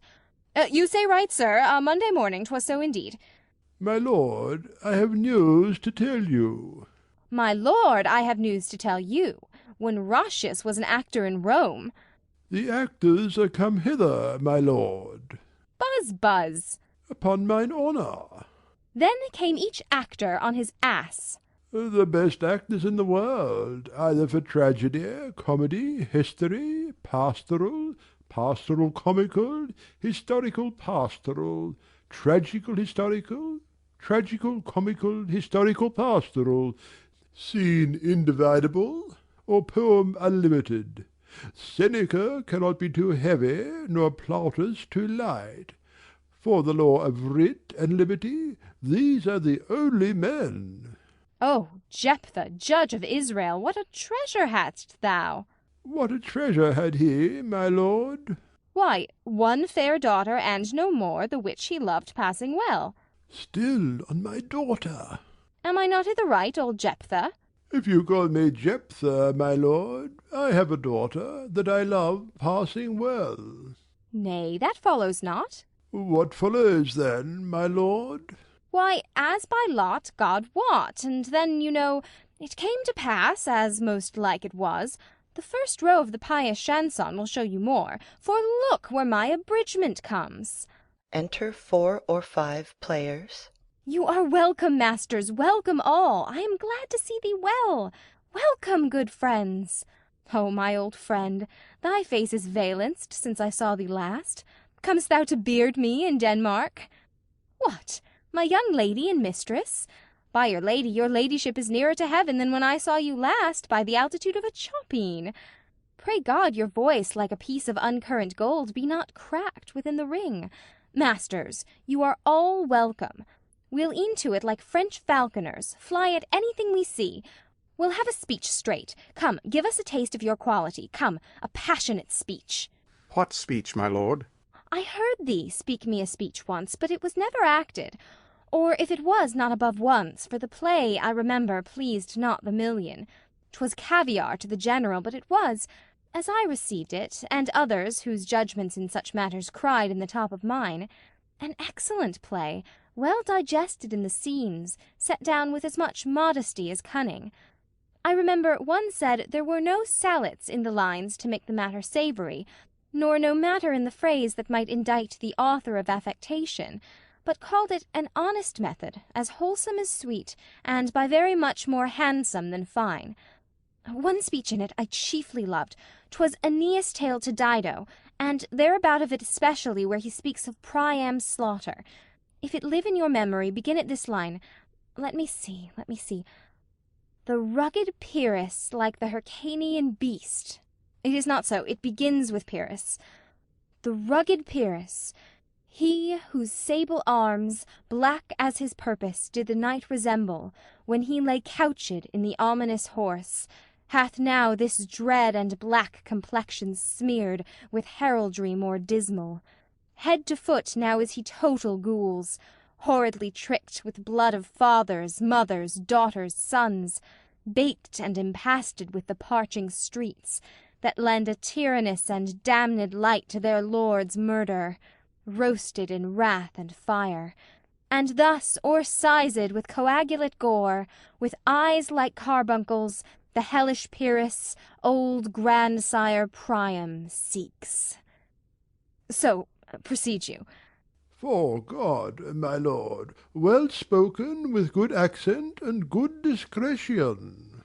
Anon he finds him, striking too short at Greeks, his antique sword rebellious to his arm, lies where it falls, repugnant to command. Unequal matched, Pyrrhus at Priam drives, in rage strikes wide, but with the whiff and wind of his fell sword the unnerved father falls. Then senseless Ilium, seeming to feel this blow, with flaming top stoops to his base, and with a hideous crash takes prisoner Pyrrhus' ear, for lo, his sword, which was declining on the milky head of reverend Priam, seemed the air to stick. So as a painted tyrant Pyrrhus stood, and like a neutral to his will and matter, did nothing. But as we often see against some storm a silence in the heavens, the rack stand still, the bold winds speechless, and the orb below as hush as death, anon the dreadful thunder doth rend the region.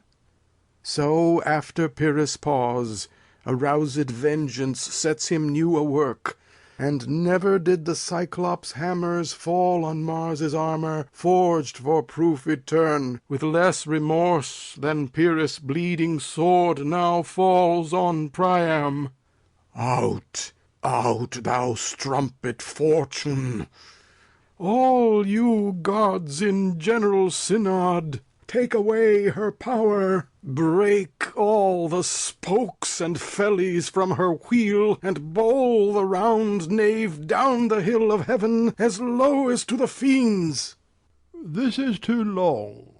It shall to the barbers with your beard. Prithee, say on. He's for a jig or a tale of bawdry, or he sleeps. Say on. Come to Hecuba. But who, oh, who had seen the mobled queen? The mobled queen. That's good. Mobled queen is good.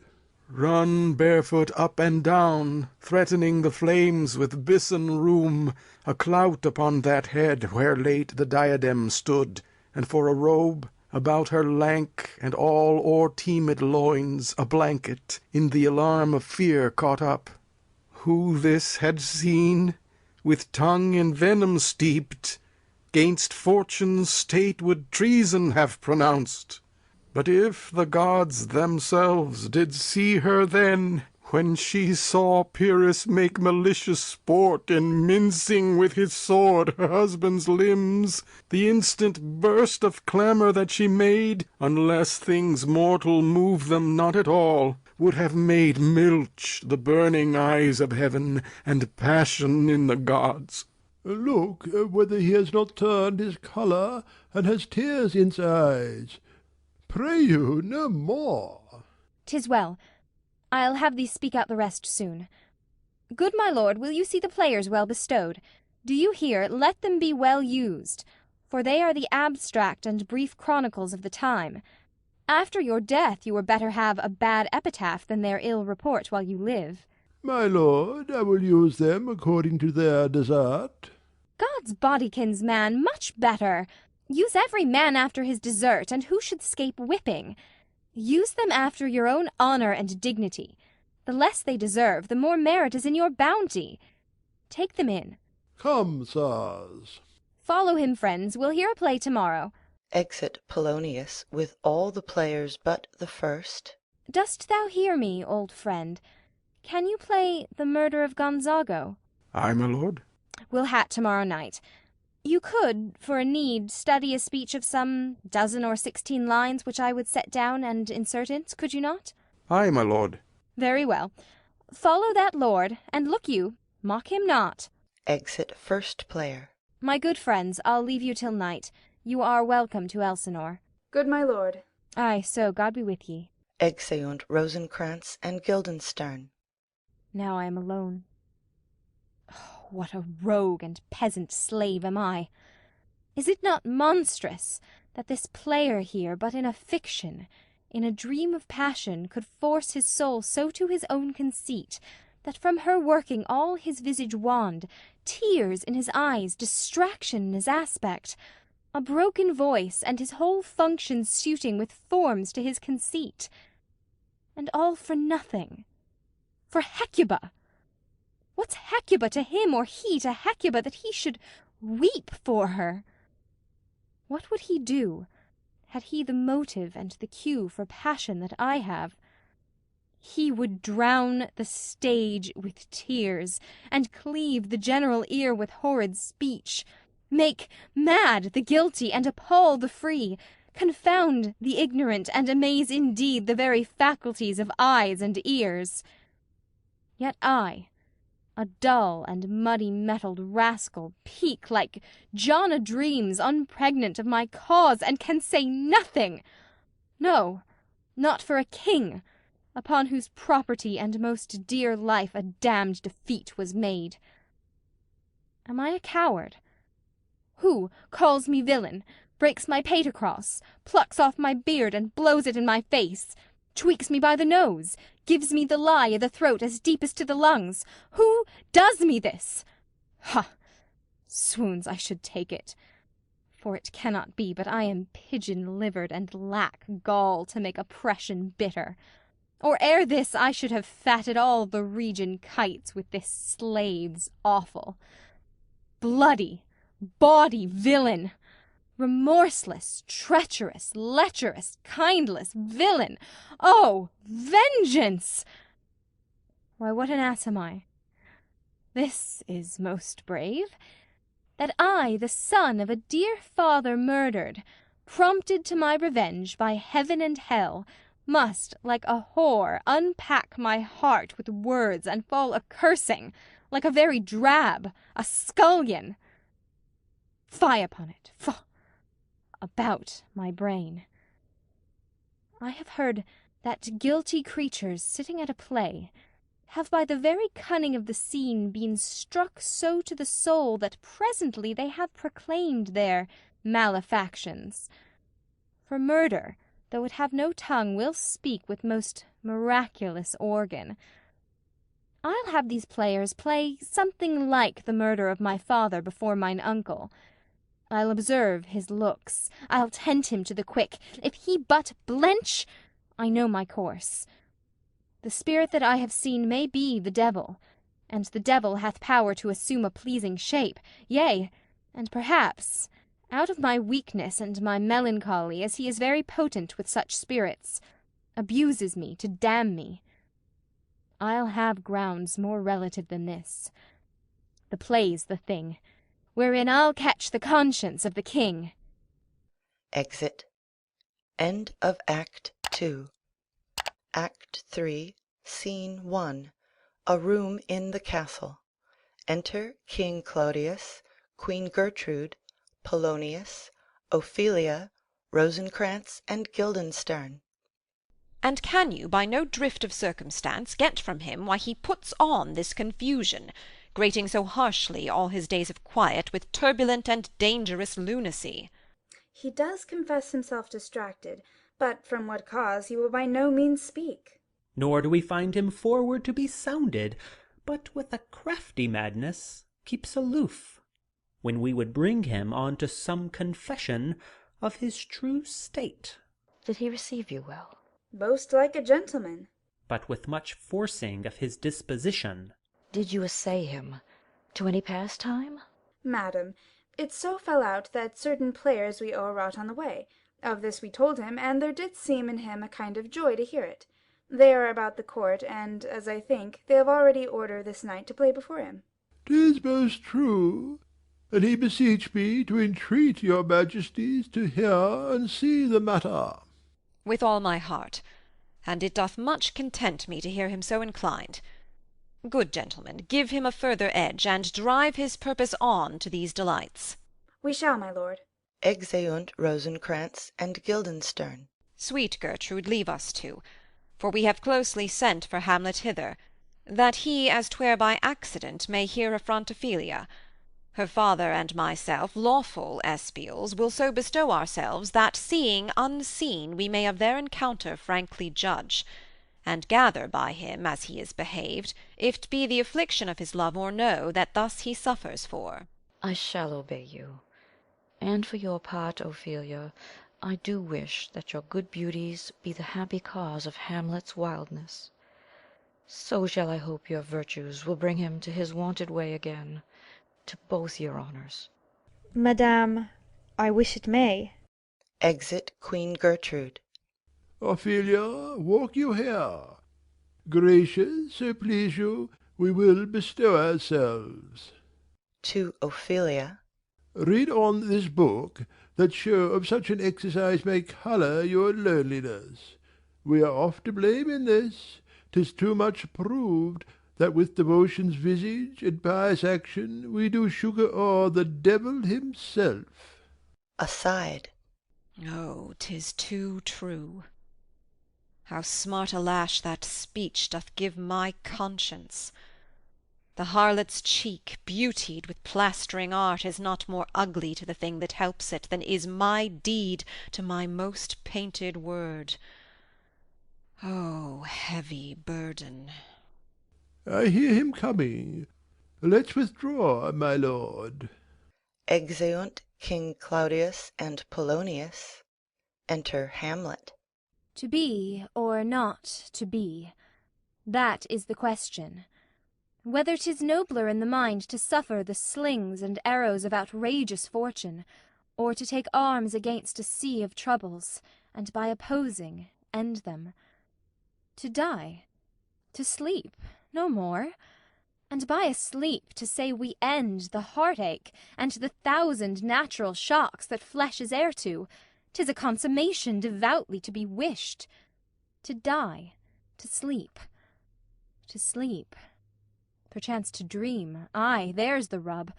For in that sleep of death what dreams may come when we have shuffled off this mortal coil must give us pause. There's the respect that makes calamity of so long life. For who would bear the whips and scorns of time, the oppressor's wrong, the proud man's contumely, the pangs of despised love, the law's delay, the insolence of office, and the spurns that patient merit of the unworthy takes, when he himself might his quietus make with a bare bodkin? Who would fardels bear to grunt and sweat under a weary life, but that the dread of something after death, the undiscovered country, from whose bourne no traveller returns, puzzles the will, and makes us rather bear those ills we have than fly to others that we know not of? Thus conscience does make cowards of us all, and thus the native hue of resolution is sicklied o'er with the pale cast of thought, and enterprises of great pith and moment with this regard their currents turn awry and lose the name of action. Soft you now, the fair Ophelia. Nymph, in thy orisons be all my sins remembered. Good my lord, how does your honour for this many a day? I humbly thank you. Well, well, well. My lord, I have remembrances of yours, that I have longed to redeliver. I pray you, now receive them. No, not I. I never gave you aught. My honour'd lord, you know right well you did, and with them words of so sweet breath composed, as made the things more rich, their perfume lost. Take these again, for to the noble mind rich gifts wax poor when givers prove unkind. There, my lord. Are you honest? My lord? Are you fair? What means your lordship? That if you be honest and fair, your honesty should admit no discourse to your beauty. Could beauty, my lord, have better commerce than with honesty? Ay, truly. For the power of beauty will sooner transform honesty from what it is to a bawd, than the force of honesty can translate beauty into his likeness. This was sometime a paradox, but now the time gives it proof. I did love you once. Indeed, my lord, you made me believe so. You should not have believed me. For virtue cannot so inoculate our old stock but we shall relish of it. I loved you not. I was the more deceived. Get thee to a nunnery. Why wouldst thou be a breeder of sinners? I am myself indifferent honest, but yet I could accuse me of such things that it were better my mother had not borne me. I am very proud, revengeful, ambitious, with more offences at my beck than I have thoughts to put them in, imagination to give them shape, or time to act them in. What should such fellows as I do, crawling between earth and heaven? We are arrant knaves all. Believe none of us. Go thy ways to a nunnery. Where's your father? At home, my lord. Let the doors be shut upon him, that he may play the fool nowhere but in's own house. Farewell. Oh, help him, you sweet heavens! If thou dost marry, I'll give thee this plague for thy dowry. Be thou as chaste as ice, as pure as snow, thou shalt not escape calumny. Get thee to a nunnery, go, farewell. Or, if thou wilt needs marry, marry a fool, for wise men know well enough what monsters you make of them. To a nunnery, go, and quickly too, farewell. O heavenly powers, restore him! I have heard of your paintings too well enough. God has given you one face, and you make yourselves another. You jig, you amble, and you lisp, and nickname God's creatures, and make your wantonness your ignorance. Go to. I'll no more on't. It hath made me mad. I say we will have no more marriages. Those that are married already, all but one, shall live. The rest shall keep as they are. To a nunnery. Go. Exit. Oh, what a noble mind is here o'erthrown! The courtiers, soldiers, scholars, eye, tongue, sword, the expectancy and rose of the fair state, the glass of fashion and the mould of form, the observed of all observers, quite down, and I of ladies most deject and wretched, that sucked the honey of his music vows, now see that noble and most sovereign reason, like sweet bells jangled, out of tune and harsh, that unmatched form and feature of blown youth, blasted with ecstasy. Oh, woe is me! To have seen what I have seen, see what I see. Re-enter King Claudius and Polonius. Love! His affections do not that way tend. Nor what he spake, though it lacked form a little, was not like madness. There's something in his soul o'er which his melancholy sits on brood, and I do doubt the hatch and the disclose will be some danger, which for to prevent I have in quick determination thus set it down. He shall with speed to England, for the demand of our neglected tribute. Haply the seas and countries different with variable objects shall expel this something settled matter in his heart, whereon his brains still beating puts him thus from fashion of himself. What think you on't? It shall do well. Yet do I believe the origin and commencement of his grief sprung from neglected love. How now, Ophelia? You need not tell us what Lord Hamlet said. We heard it all. My lord, do as you please. But if you hold it fit, after the play, let his queen mother all alone entreat him to show his grief. Let her be round with him, and all be placed, so please you, in the air of all their conference. If she find him not, to England send him, or confine him where your wisdom best shall think. It shall be so. Madness in great ones must not unwatched go. Exeunt. Scene 2. A hall in the castle. Enter Hamlet and players. Speak the speech, I pray you, as I pronounced it to you, trippingly on the tongue. But if you mouth it, as many of your players do, I had as lief the town criers spoke my lines. Nor do not saw the air too much with your hand, thus, but use all gently. For in the very torrent, tempest, and, as I may say, the whirlwind of passion, you must acquire and beget a temperance that may give it smoothness. Oh, it offends me to the soul to hear a robustious, periwig-pated fellow tear a passion to tatters, to very rags, to split the ears of the groundlings, who for the most part are capable of nothing but inexplicable dumb shows and noise. I would have such a fellow whipped for o'erdoing termagant. It out-Herods Herod. Pray you, avoid it. I warrant your honour. Be not too tame neither, but let your own discretion be your tutor. Suit the action to the word to the action, with this special observance, that you o'erstep not the modesty of nature. For anything so overdone is from the purpose of playing, whose end, both at the first and now, was and is to hold as 'twere the mirror up to nature, to show virtue her own feature, scorn her own image, and the very age and body of the time his form and pressure. Now this overdone or come tardy off, though it make the unskilful laugh, cannot but make the judicious grieve, the censure of the which one must in your allowance o'erweigh a whole theatre of others. Oh, there be players that I have seen play, and heard others praise, and that highly, not to speak it profanely, that, neither having the accent of Christians nor the gait of Christian, pagan, nor man, have so strutted and bellowed that I have thought some of nature's journeymen had made men, and not made them well, they imitated humanity so abominably. I hope we have reformed that indifferently with us, sir. Oh, reform it altogether. And let those that play your clowns speak no more than is set down for them. For there be of them that will themselves laugh, to set on some quantity of barren spectators to laugh too, though in the meantime some necessary question of the play be then to be considered. That's villainous, and shows a most pitiful ambition in the fool that uses it. Go, make you ready. Exeunt players. Enter Polonius, Rosencrantz, and Guildenstern. How now, my lord? Will the king hear this piece of work? And the Queen too, and that presently. Bid the players make haste.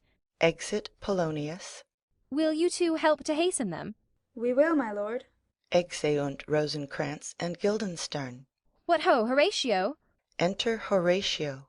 Here, sweet lord, at your service.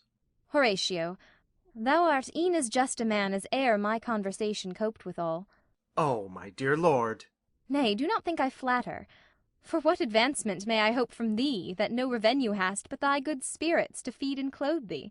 Why should the poor be flattered? No, let the candied tongue lick absurd pomp, and crook the pregnant hinges of the knee where thrift may follow fawning. Dost thou hear? Since my dear soul was mistress of her choice, and could of men distinguish, her election hath sealed thee for herself. For thou hast been as one in suffering all that suffers nothing, a man that fortune's buffets and rewards hast ta'en with equal thanks. And blessed are those whose blood and judgment are so well commingled, that they are not a pipe for fortune's finger to sound what stop she please. Give me that man that is not passion's slave, and I will wear him in my heart's core, ay, in my heart of heart, as I do thee. Something too much of this. There is a play to-night before the king. One scene of it comes near the circumstance which I have told thee of my father's death. I prithee, when thou seest that act afoot, even with the very comment of thy soul, observe mine uncle. If his occulted guilt do not itself unkennel in one speech, it is a damned ghost that we have seen, and my imaginations are as foul as Vulcan's stithy. Give him a heedful note, for I mine eyes will rivet to his face, and after we will both our judgments join in censure of his seeming. Well, my lord, If he steal aught the whilst this play is playing, and 'scape detecting, I will pay the theft. They are coming to the play. I must be idle. Get you a place. Danish march, a flourish. Enter King Claudius, Queen Gertrude, Polonius, Ophelia, Rosencrantz, Guildenstern, and others. How fares our cousin Hamlet? Excellent, i'faith. Of the chameleon's dish. I eat the air, promise crammed. You cannot feed capons so. I have nothing with this answer, Hamlet. These words are not mine. No, nor mine now. To Polonius. My lord, you played once i' the university, you say? That did I, my lord, and was accounted a good actor. What did you enact? I did enact Julius Caesar. I was killed in the Capitol. Brutus killed me. It was a brute part of him to kill so capital a calf there. Be the players ready? Ay, my lord, they stay upon your patience. Come hither, my dear Hamlet. Sit by me. No, good mother, here's metal more attractive. To King Claudius. Oh-ho! Do you mark that? Lady, shall I lie in your lap? No, my lord. I mean my head upon your lap. Ay, my lord. Do you think I meant country matters? I think nothing, my lord. That's a fair thought to lie between maids' legs. What is, my lord? Nothing. You are merry, my lord. Who? I? I, my lord. Oh God, you're only jig-maker. What should a man do but be merry? For look you, how cheerfully my mother looks, and my father died within these 2 hours. Nay, 'tis twice 2 months, my lord. So long? Nay, then let the devil wear black, for I'll have a suit of sables. Oh, heavens! Die 2 months ago, and not forgotten yet? Then there's hope a great man's memory may outlive his life half a year. But, by Our Lady, he must build churches then, or else shall he suffer not thinking on, with the hobby-horse, whose epitaph is, for oh, the hobby-horse is forgot. Hautboys play. The dumb show enters. Enter a king and a queen very lovingly, the queen embracing him, and he her. She kneels, and makes show of protestation unto him. He takes her up, and declines his head upon her neck, lays him down upon a bank of flowers. She, seeing him asleep, leaves him. Anon comes in a fellow, takes off his crown, kisses it, and pours poison in the king's ears, and exit. The queen returns, finds the king dead, and makes passionate action. The poisoner, with some 2 or 3 mutes, comes in again, seeming to lament with her. The dead body is carried away. The poisoner woos the queen with gifts. She seems loath and unwilling a while, but in the end accepts his love. Exeunt. What means this, my lord? Marry, this is meeching mallecho, it means mischief. Belike this show imports the argument of the play. Enter Prologue. We shall know by this fellow. The players cannot keep counsel. They'll tell all. Will he tell us what the show meant?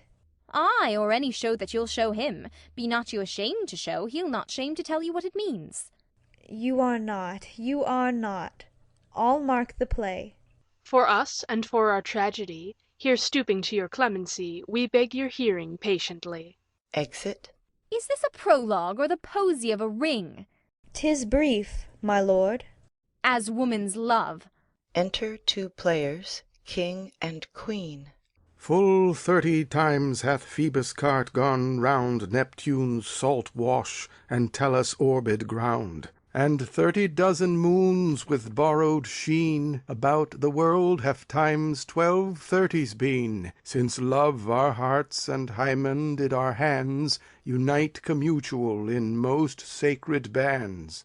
So many journeys may the sun and moon make us again count o'er ere love be done.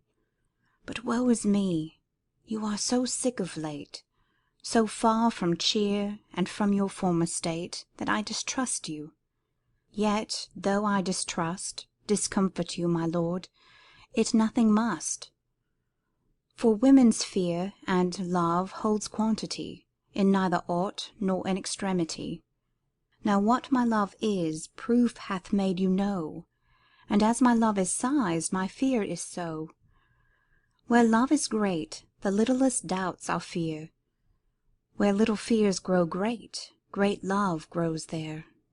Faith, I must leave thee, love, and shortly too. My operant powers their functions leave to do, and thou shalt live in this fair world behind, honoured, beloved, and haply one as kind for husband shalt thou. Oh, confound the rest! Such love must needs be treason in my breast. In second husband let me be accursed.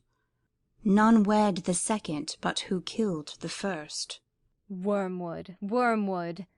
The instances that second marriage move are base respects of thrift, but none of love. A second time I kill my husband dead, when second husband kisses me in bed. I do believe you think what now you speak, but what we do determine, oft we break. Purpose is but the slave to memory, of violent birth, but poor validity, which now, like fruit unripe, sticks on the tree, but fall unshaken, when they mellow be. Most necessary 'tis that we forget to pay ourselves what to ourselves is debt. What to ourselves in passion we propose, the passion ending, doth the purpose lose. The violence of either grief or joy their own enactures with themselves destroy. Where joy most revels, grief doth most lament. Grief joys, joy grieves, on slender accident. This world is not for aye, nor 'tis not strange that even our loves should with our fortunes change. For 'tis a question left us yet to prove, whether love lead fortune, or else fortune love.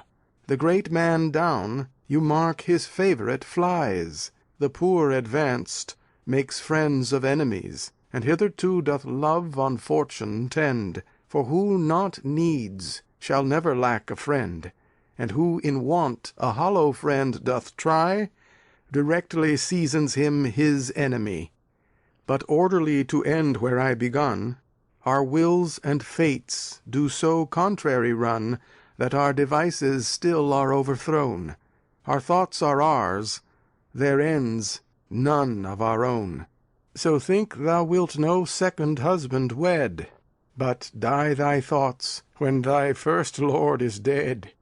Nor earth to me give food, nor heaven light.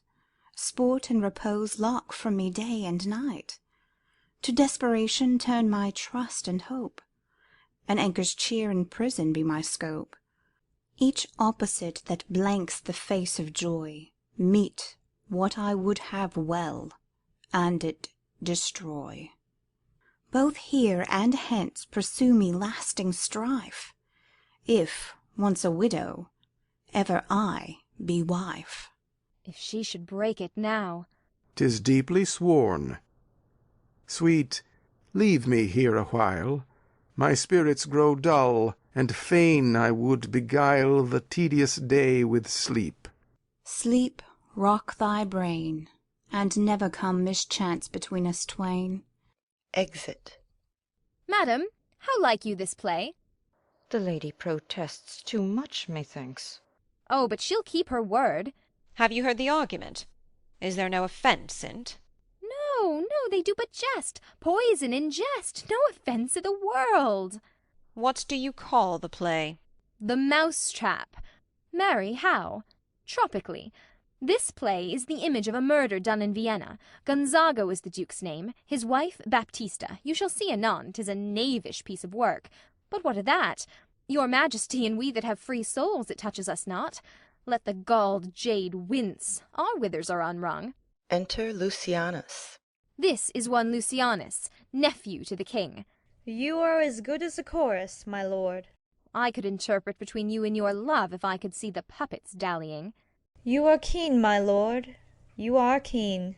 It would cost you a groaning to take off my edge. Still better, and worse. So you must take your husbands. Begin, murderer. Pox, leave thy damnable faces, and begin. Come, the croaking raven doth bellow for revenge. Thoughts black, hands apt, drugs fit and time agreeing. Confederate season, else no creature seeing.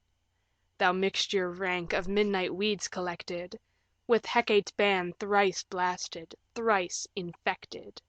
Thy natural magic and dire property on wholesome life usurp immediately. Pours the poison into the sleeper's ears. He poisons him i' the garden for 's estate. His name's Gonzago. The story is extant and writ in choice Italian. You shall see anon how the murderer gets the love of Gonzago's wife. The king rises. What, frighted with false fire? How fares my lord? Give all the play. Give me some light. Away! Lights, lights, lights. Exeunt all but Hamlet and Horatio. Why, let the stricken deer go weep, the heart ungalled play. For some must watch while some must sleep, so runs the world away. Would not this, sir, and a forest of feathers, if the rest of my fortunes turn Turk with me, with 2 provincial roses on my raised shoes, get me a fellowship in a cry of players, sir? Half a share. A whole one, I. For thou dost know, O Damon dear, this realm dismantled was of Jove himself, and now reigns here a very, very Pajock. You might have rhymed. Oh, good Horatio, I'll take the ghost's word for 1,000 pound.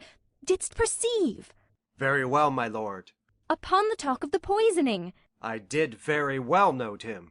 Aha, come, some music. Come, the recorders. For if the king like not the comedy, why then, belike, he likes it not, perdie. Come, some music. Re-enter Rosencrantz and Guildenstern. Good my lord, vouchsafe me a word with you. Sir, a whole history. The king, sir. Ay, sir, what of him? Is in his retirement, marvellous distempered. With drink, sir? No, my lord, rather with choler. Your wisdom should show itself more richer to signify this to his doctor. For me to put him to his purgation would perhaps plunge him into far more choler. Good my lord, put your discourse into some frame, and start not so wildly from my affair. I am tame, sir. Pronounce. The queen, your mother, in most great affliction of spirit, hath sent me to you. You are welcome. Nay, good my lord, this courtesy is not of the right breed. If it shall please you to make me a wholesome answer, I will do your mother's commandment. If not, your pardon and my return shall be the end of my business. Sir, I cannot. What, my lord? Make you a wholesome answer. My wit's diseased. But, sir, such answer as I can make you shall command. Or rather, as you say, my mother. Therefore, no more but to the matter. My mother, you say. Then thus she says, your behaviour hath struck her into amazement and admiration. Oh, wonderful son that can so astonish a mother! But is there no sequel at the heels of this mother's admiration? Impart. She desires to speak with you in her closet, ere you go to bed. We shall obey, were she 10 times our mother. Have you any further trade with us? My lord, you once did love me. So I do still, by these pickers and stealers. Good my lord, what is your cause of distemper? You do surely bar the door upon your own liberty, if you deny your griefs to your friend. Sir, I lack advancement. How can that be, when you have the voice of the king himself for your succession in Denmark? Ay, but sir, while the grass grows, the proverb is something musty. Re-enter players with recorders. Oh, the recorders, let me see one. To withdraw with you, why do you go about to recover the wind of me, as if you would drive me into a toil? Oh, my lord, if my duty be too bold, my love is too unmannerly. I do not well understand that. Will you play upon this pipe? My lord, I cannot. I pray you. Believe me, I cannot. I do beseech you. I know no touch of it, my lord. 'Tis as easy as lying. Govern these ventages with your fingers and thumb, give it breath with your mouth, and it will discourse most eloquent music. Look you, these are the stops. But these I cannot command to any utterance of harmony. I have not the skill. Why, look you now, how unworthy a thing you make of me. You would play upon me, you would seem to know my stops, you would pluck out the heart of my mystery, you would sound me from my lowest note to the top of my compass. And there is much music, excellent voice in this little organ. Yet cannot you make it speak? Sblood, do you think I am easier to be played on than a pipe?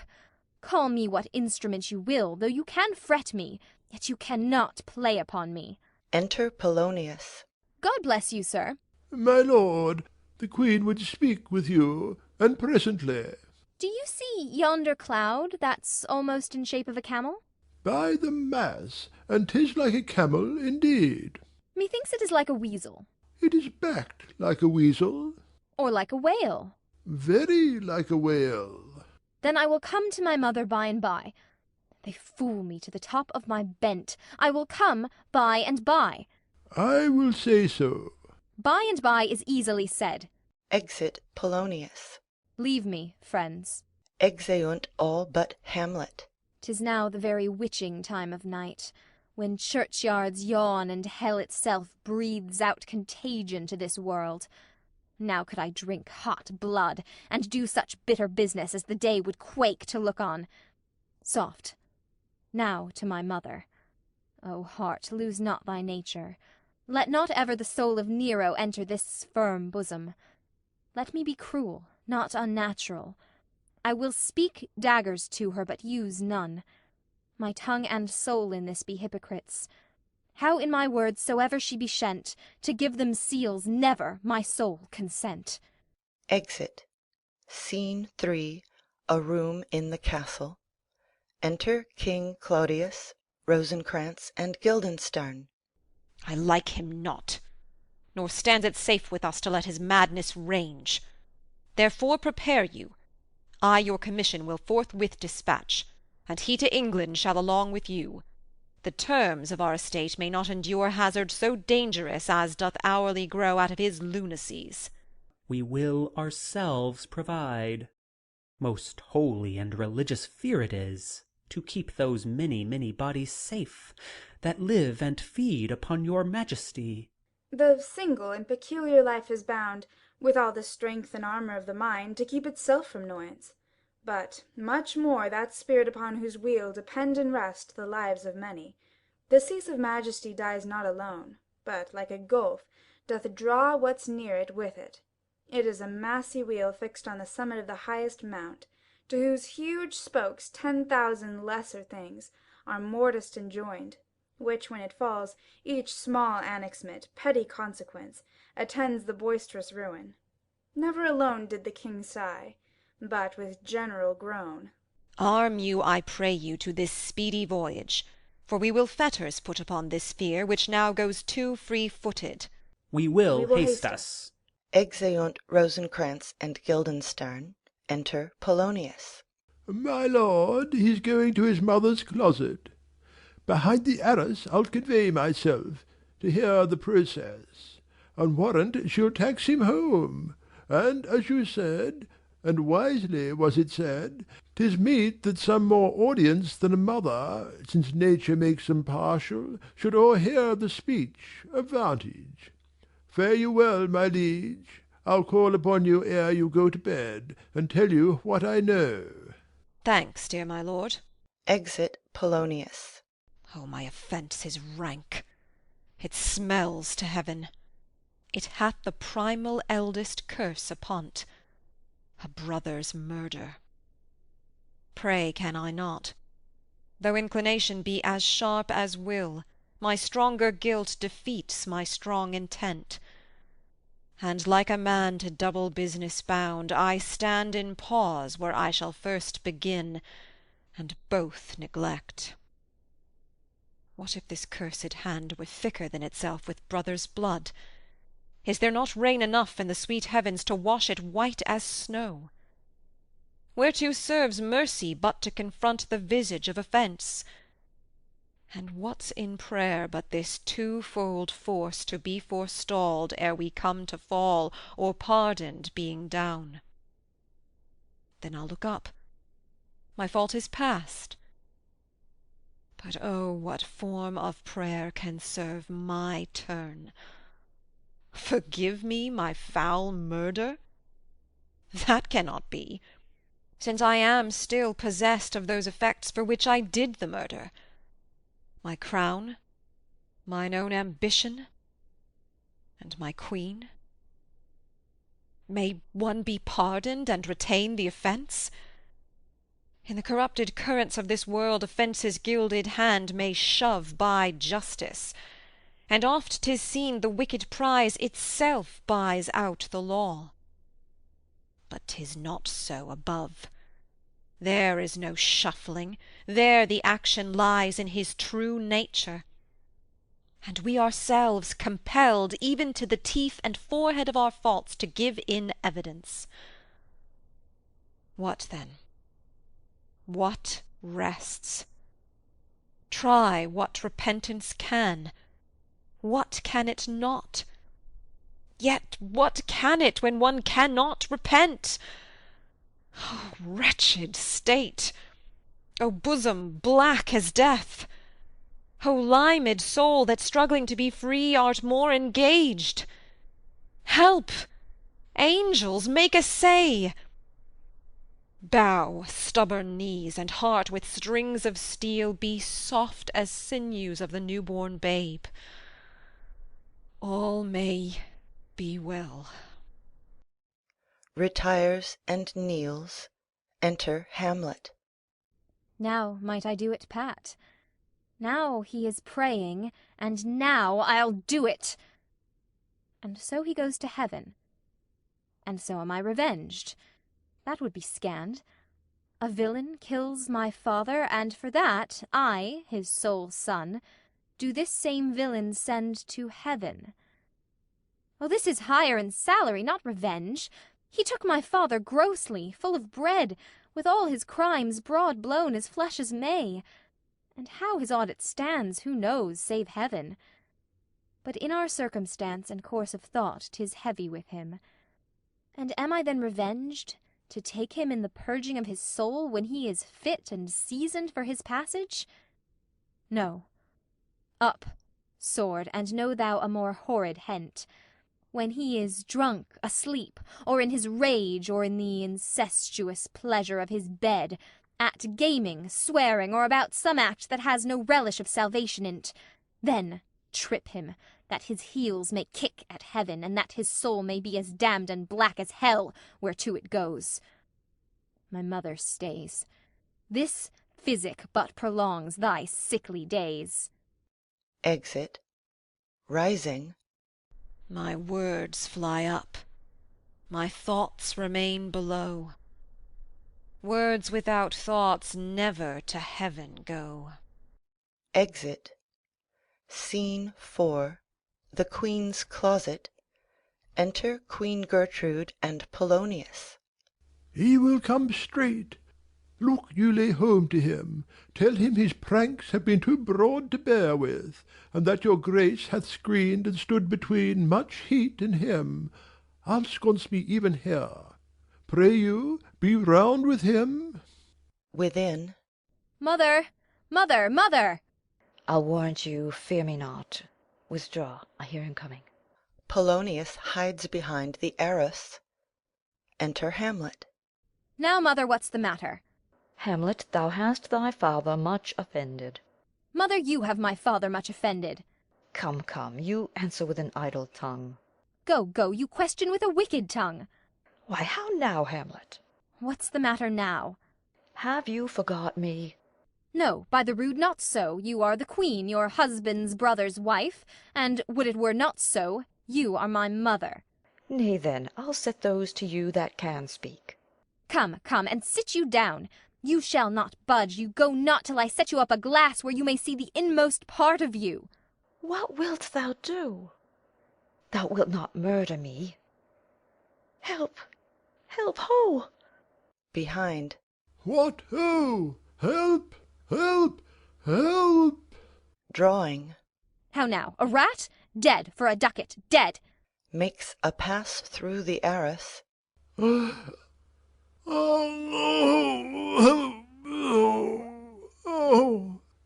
I am slain. Falls and dies. Oh me, what hast thou done? Nay, I know not. Is it the king? Oh, what a rash and bloody deed is this! A bloody deed. Almost as bad, good mother, as kill a king and marry with his brother. As kill a king? Ay, lady, 'twas my word.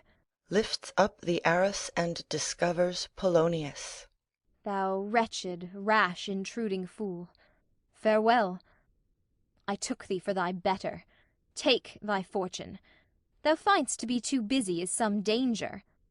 Leave wringing of your hands, peace, sit you down, and let me wring your heart, for so I shall, if it be made of penetrable stuff, if damned custom have not brassed it so that it is proof and bulwark against sense. What have I done that thou darest wag thy tongue in noise so rude against me? Such an act that blurs the grace and blush of modesty, calls virtue hypocrite, takes off the rose from the fair forehead of an innocent love and sets a blister there, makes marriage vows as false as dicers' oaths. Oh, such a deed, as from the body of contraction plucks the very soul, and sweet religion makes a rhapsody of words. Heaven's face doth glow, yea, this solidity and compound mass, with tristful visage, as against the doom, is thought-sick at the act. Ah me, what act, that roars so loud and thunders in the index? Look here, upon this picture and on this, the counterfeit presentment of two brothers. See what a grace was seated on this brow, Hyperion's curls, the front of Jove himself, an eye like Mars to threaten and command, a station like the herald Mercury new lighted on a heaven-kissing hill, a combination and a form indeed, where every god did seem to set his seal to give the world assurance of a man. This was your husband. Look you now what follows. Here is your husband, like a mildewed ear blasting his wholesome brother. Have you eyes? Could you on this fair mountain leave to feed and batten on this moor? Ha! Have you eyes? You cannot call it love, for at your age the heyday in the blood is tame, it's humble, and waits upon the judgment. And what judgment would step from this to this? Sense, sure, you have, else could you not have motion. But sure that sense is apoplexed. For madness would not err, nor sense to ecstasy was ne'er so thralled, but it reserved some quantity of choice to serve in such a difference. What devil wast that thus hath cozened you at hoodman blind? Eyes without feeling, feeling without sight, ears without hands or eyes, smelling sans all, or but a sickly part of one true sense could not so mope. O shame, where is thy blush? Rebellious hell, if thou canst mutine in a matron's bones, to flaming youth let virtue be as wax and melt in her own fire. Proclaim no shame when the compulsive ardour gives the charge, since frost itself as actively doth burn, and reason panders will. O Hamlet, speak no more. Thou turnest mine eyes into my very soul, and there I see such black and grained spots as will not leave their tinct. Nay, but to live in the rank sweat of an enseamed bed, stewed in corruption, honeying and making love over the nasty sty. Oh, speak to me no more. These words like daggers enter in mine ears. No more, sweet Hamlet. A murderer and a villain, a slave that is not 20th part the tithe of your precedent lord, a vice of kings, a cut-purse of the empire and the rule, that from a shelf the precious diadem stole and put it in his pocket. No more. A king of shreds and patches. Enter Ghost. Save me, and hover o'er me with your wings, you heavenly guards. What would your gracious figure? Alas, he's mad. Do not you come your tardy son to chide, that lapsed in time and passion lets go by the important acting of your dread command. Oh, say! Do not forget, this visitation is but to whet thy almost blunted purpose.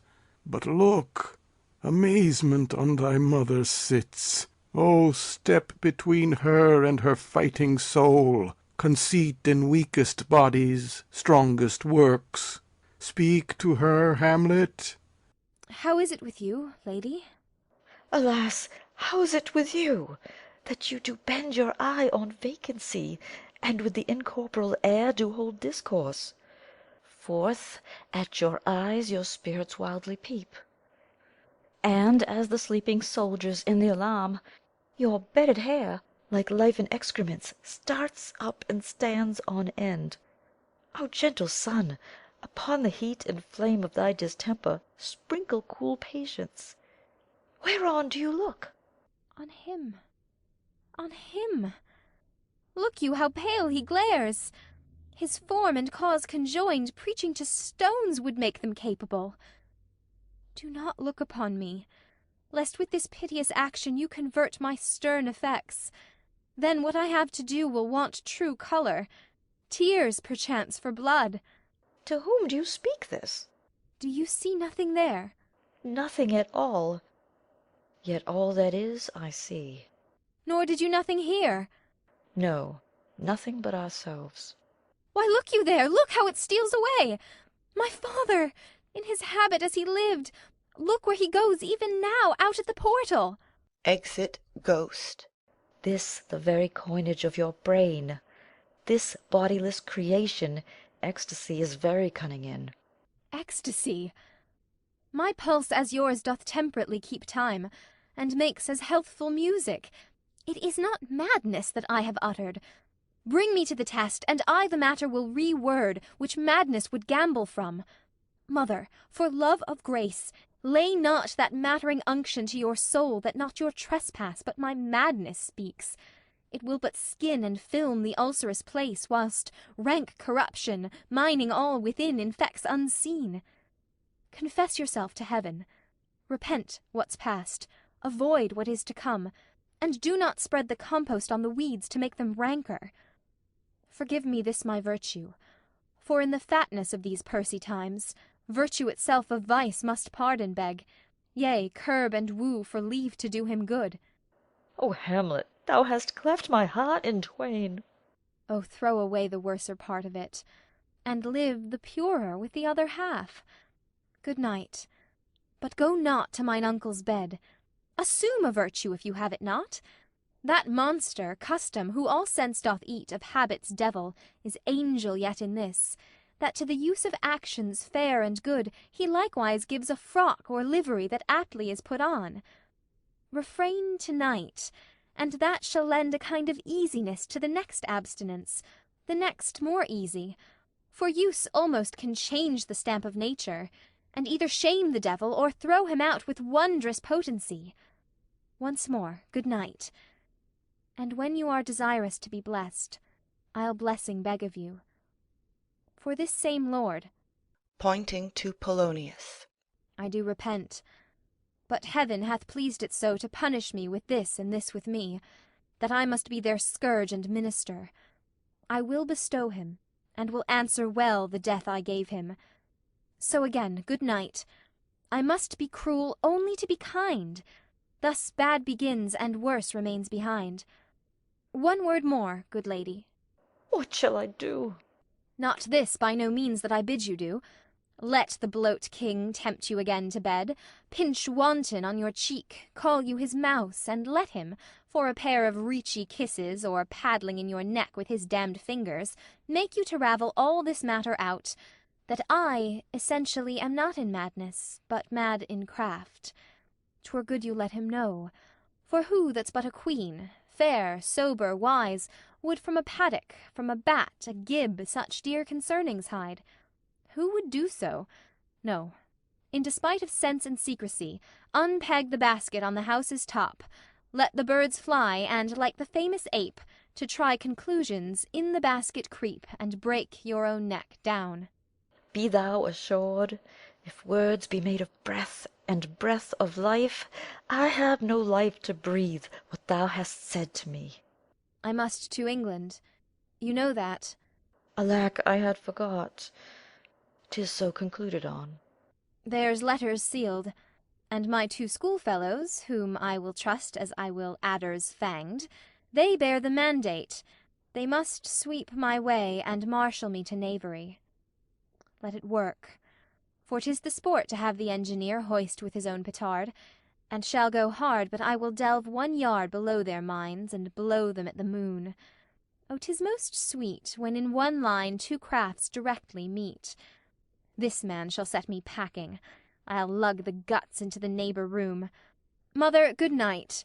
Indeed, this counsellor is now most still, most secret, and most grave, who was in life a foolish prating knave. Come, sir, to draw toward an end with you. Good night, mother. Exeunt severally, Hamlet dragging in Polonius. End of Act 3. Act 4, Scene 1. A room in the castle. Enter King Claudius, Queen Gertrude, Rosencrantz, and Guildenstern. There's matter in these sighs, these profound heaves. You must translate, 'tis fit we understand them. Where is your son? Bestow this place on us a little while. Exeunt Rosencrantz and Guildenstern. Ah, my good lord, what have I seen to-night? What, Gertrude? How does Hamlet? Mad as the sea and wind, when both contend which is the mightier. In his lawless fit, behind that arras hearing something stir, whips out his rapier, cries, "A rat, a rat!" and in this brainish apprehension kills the unseen good old man. Oh, heavy deed! It had been so with us had we been there. His liberty is full of threats to all, to you yourself, to us, to every one. Alas, how shall this bloody deed be answered? It will be laid to us, whose providence should have kept short, restrained, and out of haunt this mad young man. But so much was our love, we would not understand what was most fit, but like the owner of a foul disease, to keep it from divulging, let it feed even on the pith of life. Where is he gone? To draw apart the body he hath killed, or whom his very madness, like some ore among a mineral of metals base, shows itself pure. He weeps for what is done. Oh, Gertrude, come away. The sun no sooner shall the mountains touch, but we will ship him hence, and this vile deed we must with all our majesty and skill both countenance and excuse. Ho, Guildenstern! Re-enter Rosencrantz and Guildenstern. Friends both, go join you with some further aid. Hamlet in madness hath Polonius slain, and from his mother's closet hath he dragged him. Go seek him out. Speak fair, and bring the body into the chapel. I pray you, haste in this. Exeunt Rosencrantz and Guildenstern. Come, Gertrude, we'll call up our wisest friends, and let them know both what we mean to do and what's untimely done. Oh, come away! My soul is full of discord and dismay. Exeunt. Scene 2. Another room in the castle. Enter Hamlet. Safely stowed. Hamlet! Lord Hamlet! Lord Hamlet! What noise? Who calls on Hamlet? Oh, here they come. Enter Rosencrantz and Guildenstern. What have you done, my lord, with the dead body? Compounded it with dust whereto 'tis kin. Tell us where 'tis, that we may take it thence and bear it to the chapel. Do not believe it. Believe what? That I can keep your counsel and not mine own. Besides, to be demanded of a sponge, what replication should be made by the son of a king? Take you me for a sponge, my lord? I, sir, that soaks up the king's countenance, his rewards, his authorities. But such officers do the king best service in the end. He keeps them, like an ape, in the corner of his jaw, first mouthed to be last swallowed. When he needs what you have gleaned, it is but squeezing you, and, sponge, you shall be dry again. I understand you not, my lord. I am glad of it. A knavish speech sleeps in a foolish ear. My lord, you must tell us where the body is, and go with us to the king. The body is with the king, but the king is not with the body. The king is a thing. A thing, my lord. Of nothing. Bring me to him. Hide fox and all after. Exeunt. Scene 3. Another room in the castle. Enter King Claudius, attended. I have sent to seek him, and to find the body. How dangerous is it that this man goes loose! Yet must not we put the strong law on him? He's loved of the distracted multitude, who like not in their judgment but their eyes. And where 'tis so, the offender's scourge is weighed, but never the offence. To bear all smooth and even, this sudden sending him away must seem deliberate pause. Diseases desperate grown by desperate appliance are relieved, or not at all. Enter Rosencrantz. How now? What hath befallen? Where the dead body is bestowed, my lord, we cannot get from him. But where is he? Without, my lord, guarded, to know your pleasure. Bring him before us. Ho, Guildenstern, bring in my lord. Enter Hamlet and Guildenstern. Now, Hamlet, where's Polonius? At supper. At supper? Where? Not where he eats, but where he is eaten. A certain convocation of politic worms are e'en at him. Your worm is your only emperor for diet. We fat all creatures else to fat us, and we fat ourselves for maggots. Your fat king and your lean beggar is but variable service. 2 dishes, but to 1 table. That's the end. Alas, alas! A man may fish with the worm that hath eat of a king, and cat of the fish that hath fed of that worm. What dost you mean by this? Nothing, but to show you how a king may go a progress through the guts of a beggar. Where is Polonius? In heaven. Send hither to see. If your messenger find him not there, seek him in the other place yourself. But, indeed, if you find him not within this month, you shall nose him as you go up the stairs into the lobby. Go seek him there. He will stay till you come. Exeunt attendants.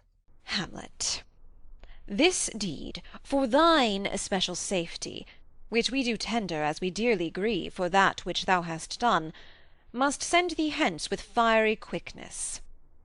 Therefore prepare thyself. The bark is ready, and the wind it help.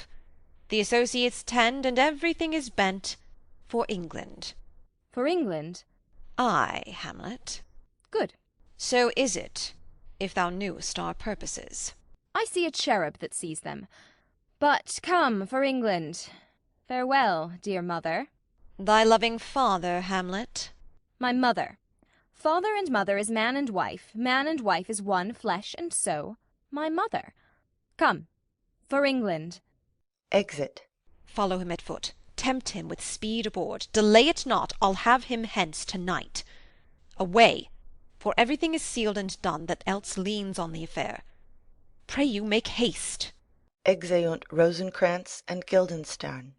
And England, if my love thou hold'st at aught, as my great power thereof may give thee sense, since yet thy cicatrice looks raw and red after the Danish sword, and thy free awe pays homage to us, thou mayst not coldly set our sovereign process, which imports at full, by letters congruing to that effect, the present death of Hamlet.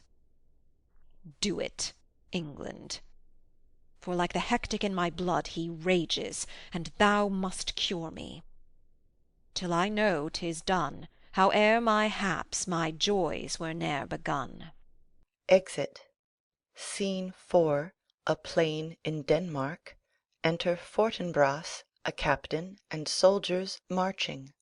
Go, captain, from me greet the Danish king. Tell him that, by his licence, Fortinbras craves the conveyance of a promised march over his kingdom. You know the rendezvous. If that his majesty would aught with us, we shall express our duty in his eye. And let him know so. I will do it, my lord. Go softly on. Exeunt Fortinbras and soldiers. Enter Hamlet, Rosencrantz, Guildenstern, and others. Good sir, whose powers are these? They are of Norway, sir. How purposed, sir, I pray you? Against some part of Poland. Who commands them, sir? The nephews to old Norway, Fortinbras. Goes it against the main of Poland, sir, or for some frontier? Truly to speak, and with no addition, we go to gain a little patch of ground that hath in it no profit but the name. To pay 5 ducats, 5, I would not farm it. Nor will it yield to Norway or the Pole a ranker raid, should it be sold in fee. Why then the Polack never will defend it. Yes, it is already garrisoned. 2,000 souls and 20,000 ducats will not debate the question of this straw. This is the imposthume of much wealth and peace, that inward breaks and shows no cause without why the man dies. I humbly thank you, sir. God be with you, sir. Exit. Will't please you go, my lord? I'll be with you straight. Go a little before. Exeunt all except Hamlet. How all occasions do inform against me, and spur my dull revenge. What is a man, if his chief good and market of his time be but to sleep and feed? A beast, no more. Sure, he that made us with such large discourse, looking before and after, gave us not that capability and godlike reason to fust in us unused.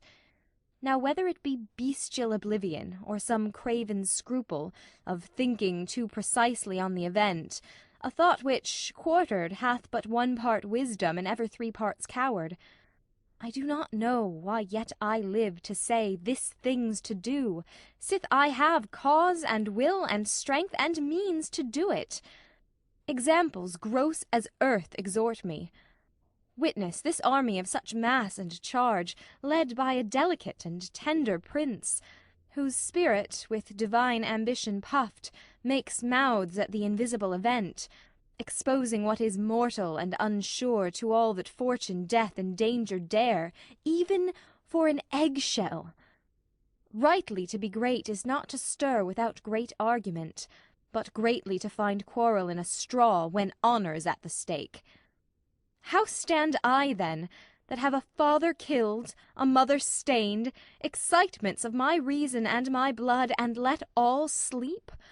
While to my shame I see the imminent death of 20,000 men, that for a fantasy and trick of fame go to their graves like beds, fight for a plot whereon the numbers cannot try the cause, which is not tomb enough and continent to hide the slain.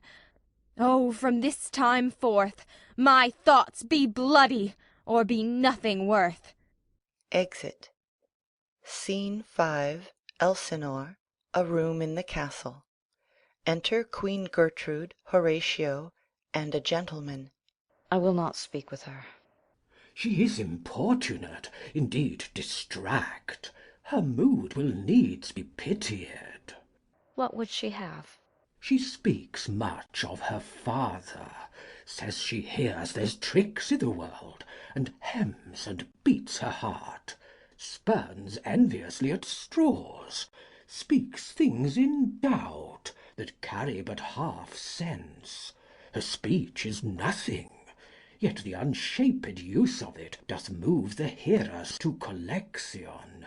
They aim at it, and botch the words up fit to their own thoughts, which, as her winks and nods and gestures yield them, indeed would make one think there might be thought, though nothing sure, yet much unhappily. 'Twere good she were spoken with, for she may strew dangerous conjectures in ill-breeding minds. Let her come in. Exit Horatio. To my sick soul, as sin's true nature is, each toy seems prologue to some great amiss. So full of artless jealousy's guilt, it spills itself in fearing to be spilt. Re-enter Horatio with Ophelia. Where is the beauteous majesty of Denmark? How now, Ophelia? How should I your true love know from another one? By his cockle hat and staff, and his sandal shoon. Alas, sweet lady, what imports this song? Say you? Nay, pray you, mark. He is dead and gone, lady, he is dead and gone. At his hat a grass-green turf, at his heels a stone. Nay, but Ophelia. Pray you, mark. White his shroud as the mountain snow. Enter King Claudius. Alas, look here, my lord. Lauded with sweet flowers, which bewept to the grave did go, with true love showered. How do you, pretty lady? Well, God illed you. They say the owl was a baker's daughter. Lord, we know what we are, but know not what we may be. God be at your table. Conceit upon her father. Pray you, let's have no words of this, but when they ask you what it means, say you this: Tomorrow is St. Valentine's Day, all in the morning betime, and I a maid at your window to be your Valentine. Then up he rose and donned his clothes, and upped the chamber door. Let in the maid, that out a maid never departed more. Pretty Ophelia. Indeed, law without an oath, I'll make an end on't. By kiss and by Saint Charity, alack and fie for shame. Young men will do it if they come to it, by cock they are to blame. Quoth she, before you tumbled me, you promised me to wed. So would I ha' done by yonder sun, and thou hadst not come to my bed. How long hath she been thus? I hope all will be well. We must be patient, but I cannot choose but weep, to think they should lay him in the cold ground. My brother shall know of it, and so I thank you for your good counsel. Come, my coach. Good night, ladies. Good night, sweet ladies. Good night. Good night. Exit. Follow her close. Give her good watch, I pray you. Exit Horatio. Oh, this is the poison of deep grief. It springs all from her father's death. O Gertrude, Gertrude, when sorrows come, they come not single spies, but in battalions. First her father slain, next your son gone, and he most violent author of his own just remove. The people muddied, thick and unwholesome in their thoughts and whispers for good Polonius' death. And we have done but greenly in hugger-mugger to inter him. Poor Ophelia divided from herself and her fair judgment, without the which we are pictures or mere beasts. Last, and as much containing as all these, her brother is in secret come from France, feeds on his wonder, keeps himself in clouds, and wants not buzzers to infect his ear with pestilent speeches of his father's death, wherein necessity, of matter beggared, will nothing stick our person to arraign in ear and ear. O my dear Gertrude, this, like to a murdering piece, in many places gives me superfluous death. A noise within.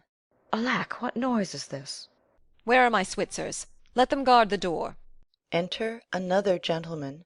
What is the matter? Save yourself, my lord.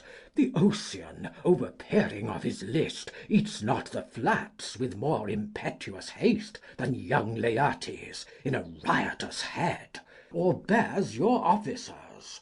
The rabble call him lord, and as the world were now but to begin, antiquity forgot, custom not known, the ratifiers and props of every word, they cry, choose we, Laertes shall be king.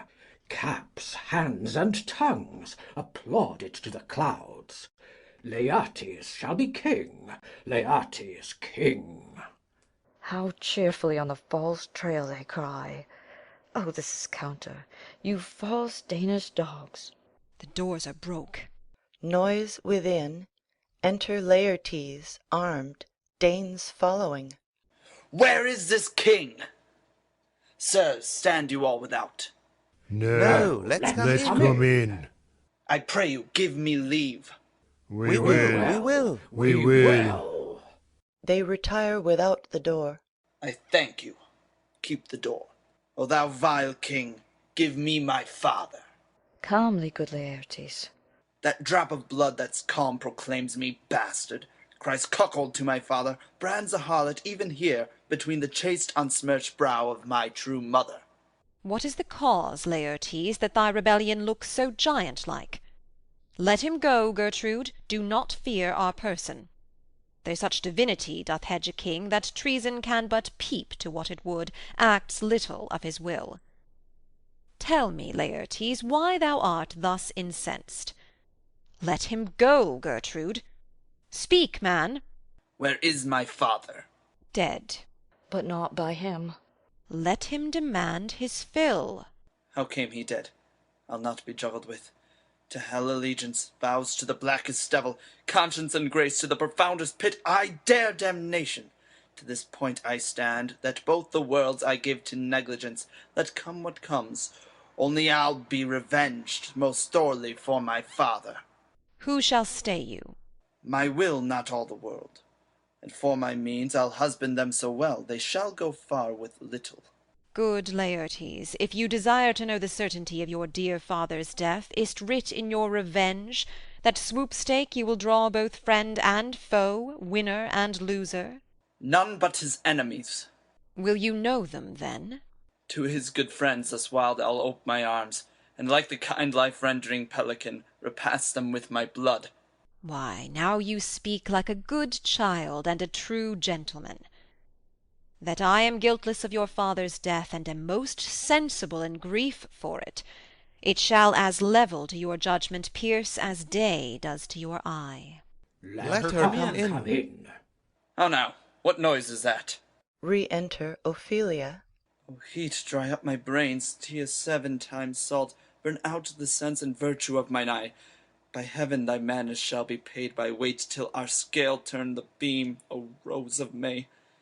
Dear maid, kind sister, sweet Ophelia, O heavens, is't possible a young maid's wits should be as moral as an old man's life? Nature is fine in love, and where 'tis fine, it sends some precious instance of itself after the thing it loves. They bore him barefaced on the bier, hey non nonny nonny, hey nonny, and in his grave rained many a tear. Fare you well, my dove. Hadst thou thy wits and didst persuade revenge, it could not move thus. You must sing a down, and you call him a downer. Oh, how the wheel becomes it!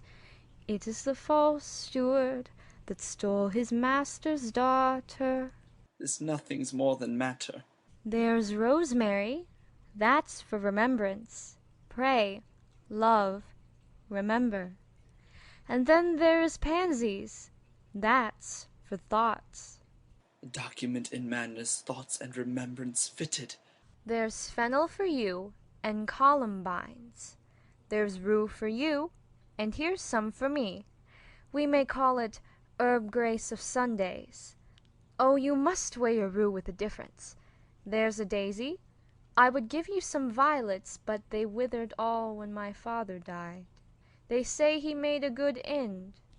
For bonny, sweet Robin is all my joy.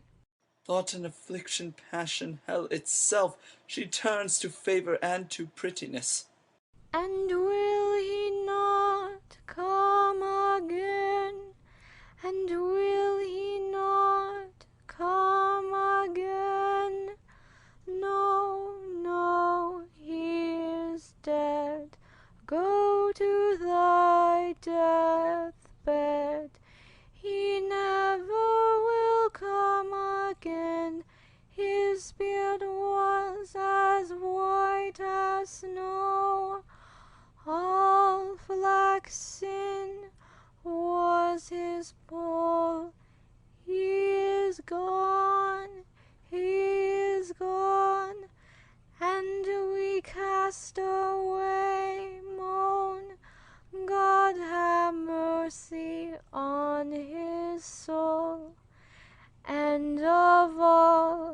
Christian souls, I pray God, God be with ye. Exit. Do you see this, O God? Laertes, I must commune with your grief, or you deny me right. Go but apart, make choice of whom your wisest friends you will, and they shall hear and judge twixt you and me. If by direct or by collateral hand they find us touched, we will our kingdom give, our crown, our life, and all that we can ours, to you in satisfaction. But if not, be you content to lend your patience to us, and we shall jointly labour with your soul to give it due content. Let this be so. His means of death, his obscure funeral, no trophy sword nor hatchment o'er his bones, no noble rite nor formal ostentation, cry to be heard as 'twere from heaven to earth, that I must call't in question. So you shall, and where the offence is, let the great axe fall. I pray you, go with me. Exeunt. Scene 6. Another room in the castle. Enter Horatio and a servant.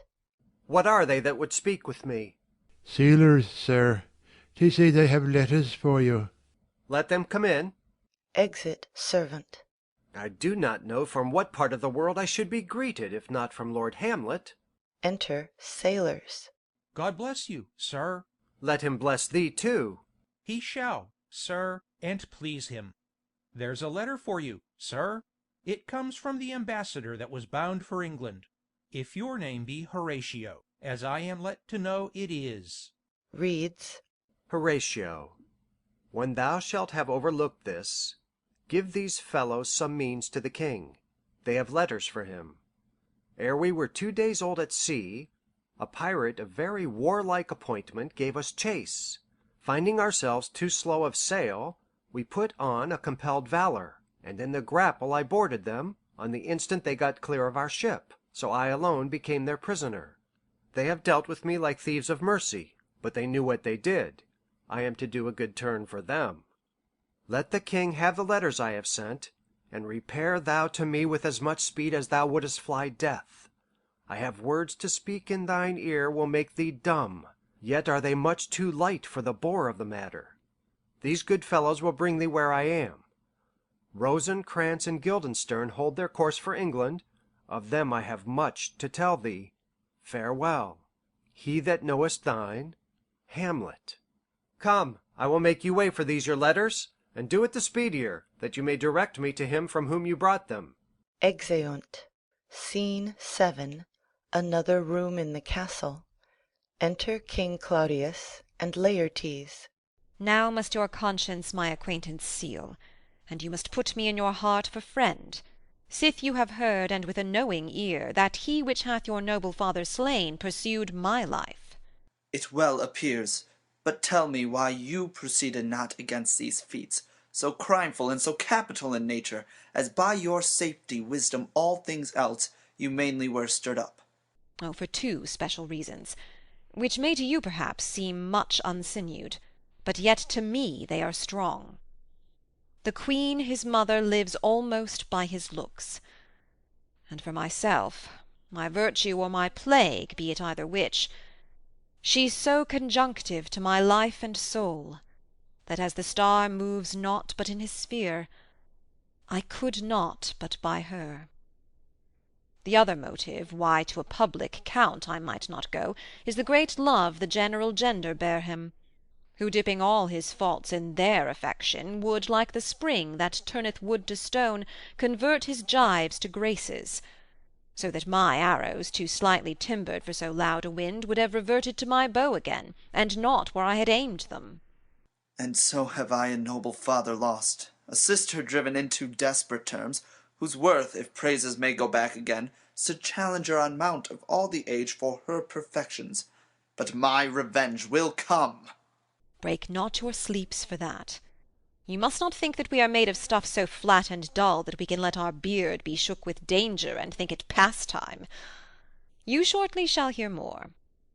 I loved your father, and we love ourself, and that, I hope, will teach you to imagine.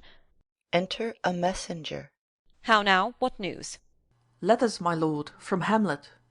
This to your majesty, this to the queen. From Hamlet? Who brought them? Sailors, my lord, they say. I saw them not. They were given me by Claudio. He received them of him that brought them. Laertes, you shall hear them. Leave us. Exit messenger. Reads, High and mighty, you shall know I am set naked on your kingdom. To-morrow shall I beg leave to see your kingly eyes, when I shall, first asking your pardon thereunto, recount the occasion of my sudden and more strange return. Hamlet. What should this mean? Are all the rest come back? Or is it some abuse, and no such thing? Know you the hand? 'Tis Hamlet's character. Naked? And in a postscript here he says alone. Can you advise me? I'm lost in it, my lord, but let him come. It warms the very sickness in my heart, that I shall live and tell him to his teeth, Thus didst thou. If it be so, Laertes, as how should it be so, how otherwise? Will you be ruled by me? Ay, my lord. So you will not o'errule me to a peace? To thine own peace. If he be now returned, as checking at his voyage, and that he means no more to undertake it, I will work him to an exploit, now ripe in my device, under the which he shall not choose but fall. And for his death no wind of blame shall breathe, but even his mother shall uncharge the practice, and call it accident. My lord, I will be ruled, the rather if you could devise it so, that I might be the organ. It falls right. You have been talked of since your travel much, and that in Hamlet's hearing, for a quality wherein they say you shine.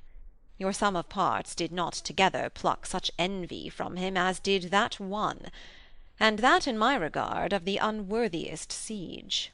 What part is that, my lord? A very riband in the cap of youth, yet needful too. For youth no less becomes the light and careless livery that it wears than settled age his sables and his weeds, importing health and graveness. 2 months since, here was a gentleman of Normandy. I've seen myself, and served against the French, and they can well on horseback. But this gallant had witchcraft in't. He grew under his seat, and to such wondrous doing brought his horse as he had been encorpsed and demi-natured with the brave beast. So far he topped my thought, that I in forgery of shapes and tricks come short of what he did. A Norman was't? A Norman. Upon my life, Lamond. The very same. I know him well. He is the brute indeed, and gem of all the nation. He made confession of you, and gave you such a masterly report for art and exercise in your defence, and for your rapier most especially, that he cried out 'twould be a sight indeed if one could match you.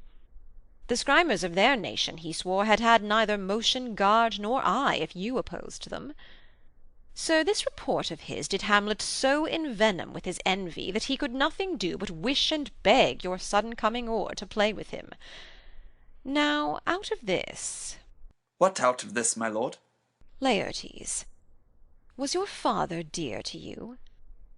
Or are you like the painting of a sorrow, a face without a heart? Why ask you this? Not that I think you did not love your father, but that I know love is begun by time, and that I see, in passages of proof, time qualifies the spark and fire of it. There lives within the very flame of love a kind of wick or snuff that will abate it, and nothing is at a like goodness still. For goodness, growing to a pleurisy, dies in his own too much. That we would do, we should do when we would. For this would changes, and hath abatements and delays as many as there are tongues, are hands, are accidents. And then this should is like a spendthrift sigh that hurts by easing. But to the quick of the ulcer, Hamlet comes back. What would you undertake to show yourself your father's son in deed more than in words? To cut his throat at the church. No place indeed should murder sanctuarize. Revenge should have no bounds. But, good Laertes, will you do this? Keep close within your chamber. Hamlet return shall know you are come home. We'll put on those shall praise your excellence, and set a double varnish on the fame the Frenchman gave you. Bring in fine together, and wager on your heads. He, being remiss, most generous and free from all contriving, will not peruse the foils. So that with ease, or a little shuffling, you may choose a sword unbaited, and in a pass of practice requite him for your father. I will do't, and for that purpose I'll anoint my sword.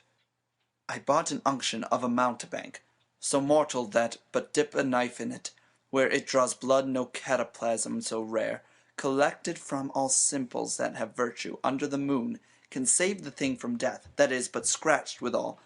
I'll touch my point with this contagion, that if I gall him slightly it may be death. Let's further think of this. Weigh what convenience both of time and means may fit us to our shape. If this should fail, and that our drift look through our bad performance, 'twere better not assayed. Therefore this project should have a back or second that might hold if this should blast in proof.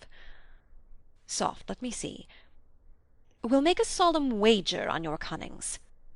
I hat, when in your motion you are hot and dry, as make your bouts more violent to that end, and that he calls for drink, I'll have prepared him a chalice for the nonce, whereon but sipping, if he by chance escape your venomed stuck, our purpose may hold there. Enter Queen Gertrude. How now, sweet queen?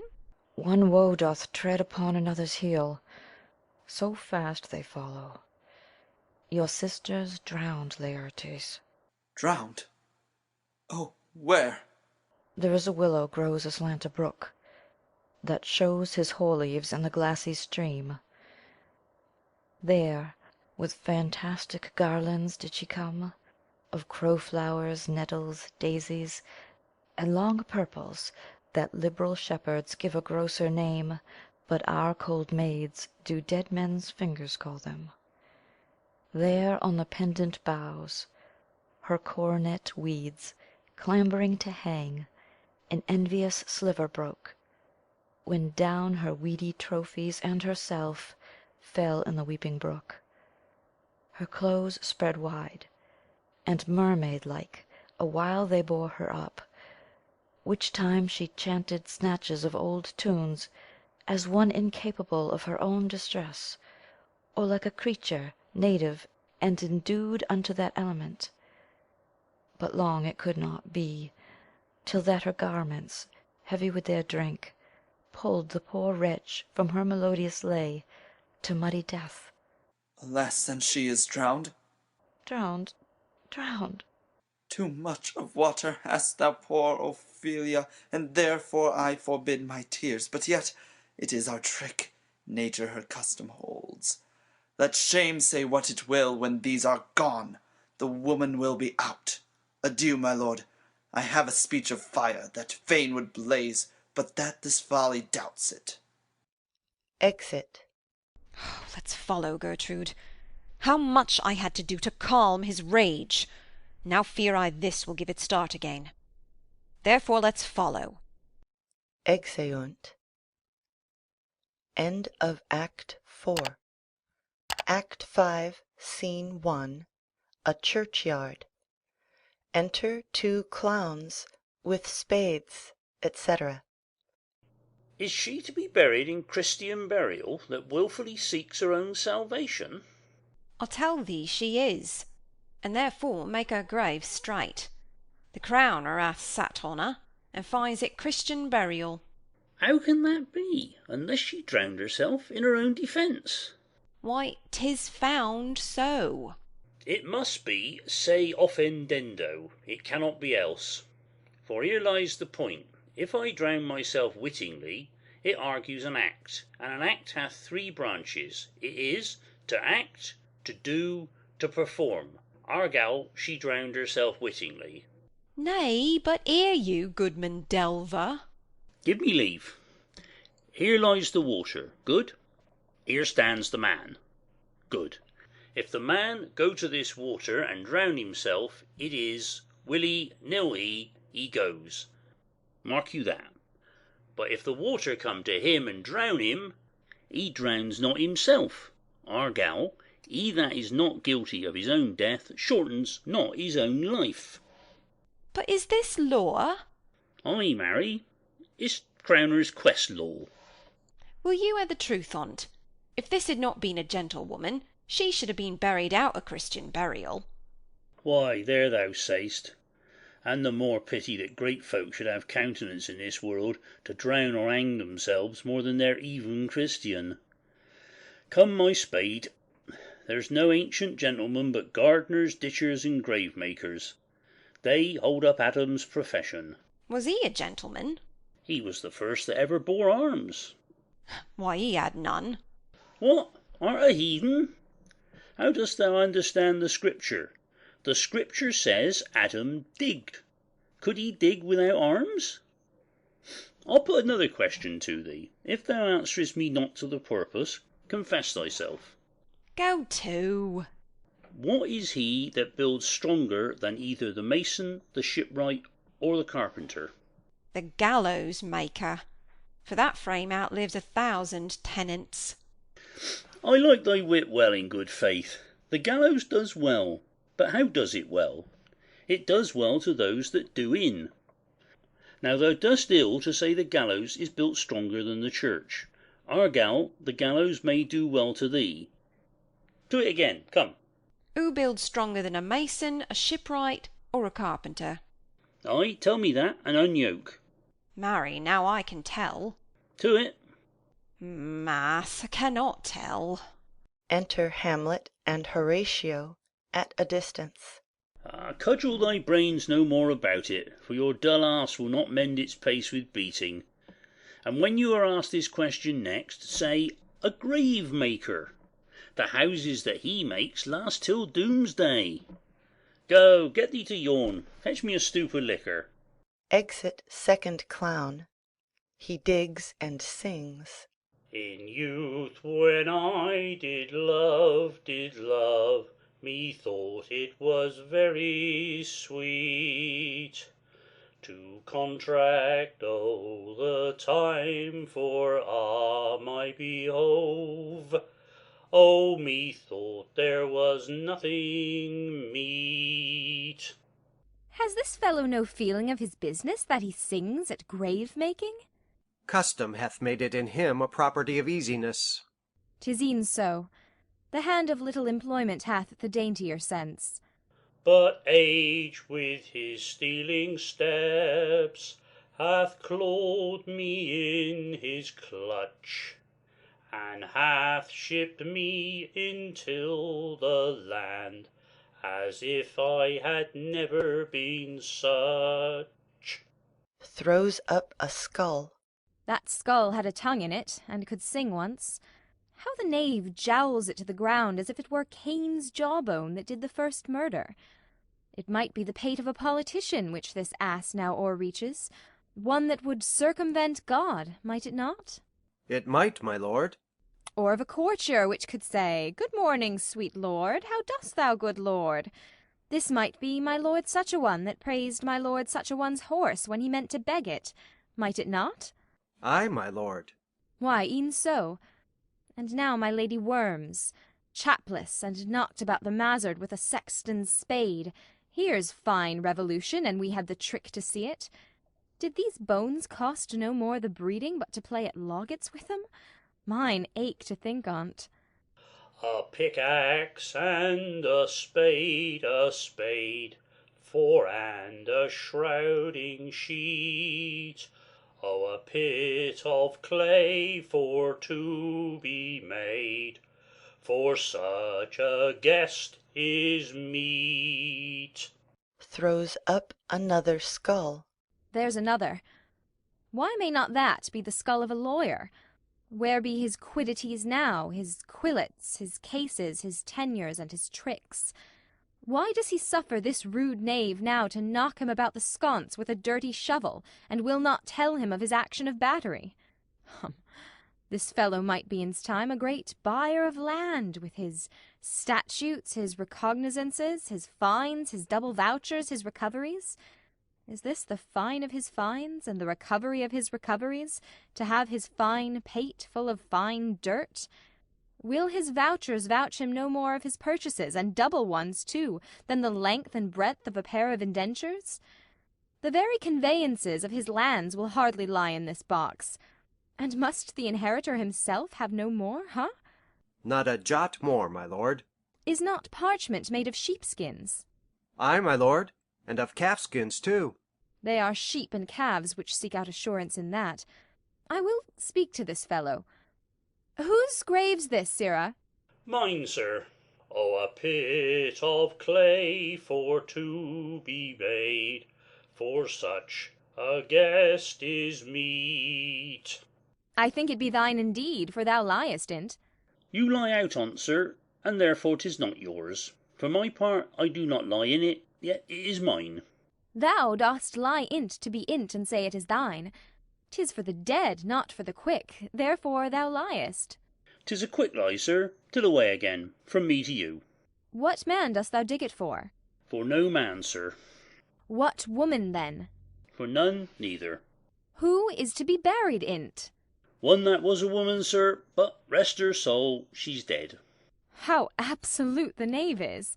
We must speak by the card, or equivocation will undo us. By the Lord, Horatio, these 3 years I have taken a note of it. The age is grown so picked that the toe of the peasant comes so near the heel of the courtier he gaffs his kibe. How long hast thou been a grave-maker? Of all the days in the year, I came to it that day that our last King Hamlet overcame Fortinbras. How long is that since? Cannot you tell that? Every fool can tell that. It was the very day that young Hamlet was born. He that is mad and sent into England. Ay, marry, why was he sent into England? Why, because he was mad. He shall recover his wits there, or, if he do not, 'tis no great matter there. Why? 'Twill not be seen in him there. There the men are as mad as he. How came he mad? Very strangely, they say. How strangely?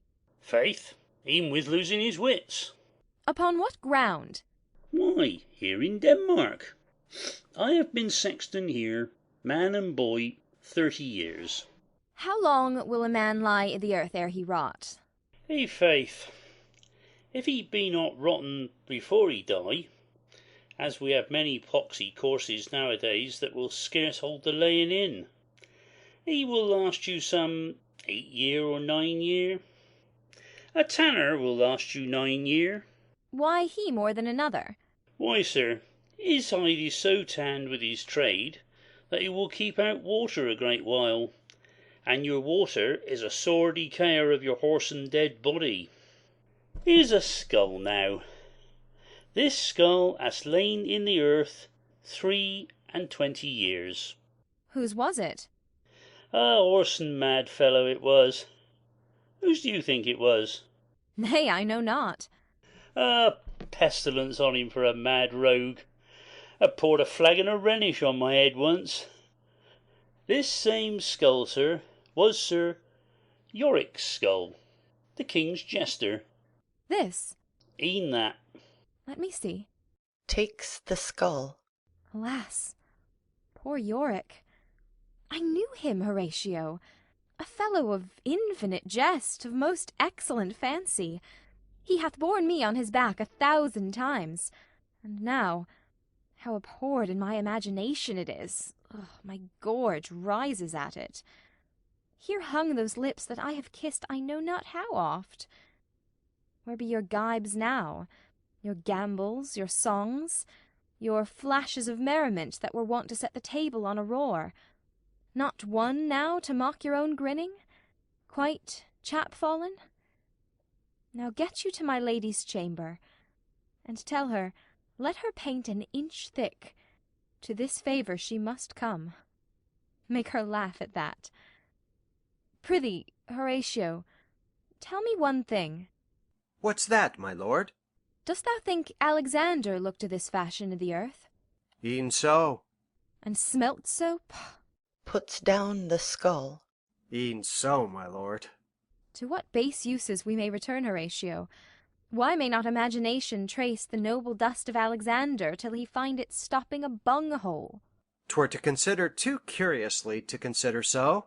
No, faith, not a jot, but to follow him thither with modesty enough, and likelihood to lead it, as thus: Alexander died, Alexander was buried, Alexander returneth into dust, the dust is earth, of earth we make loam, and why of that loam whereto he was converted might they not stop a beer barrel?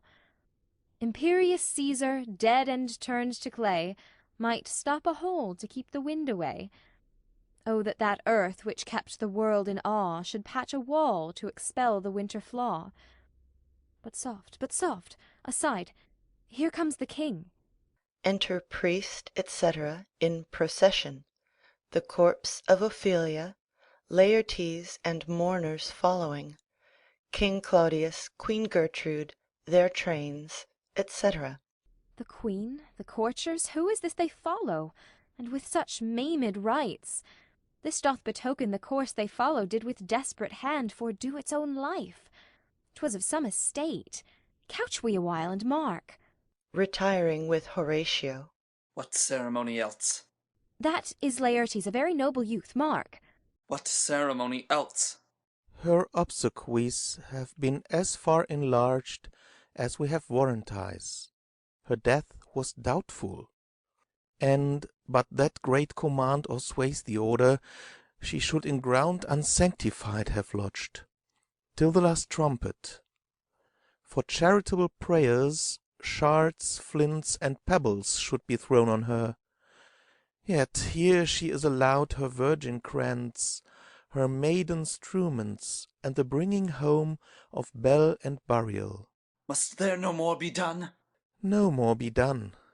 We should profane the service of the dead to sing a requiem, and such rest to her as to peace parted souls.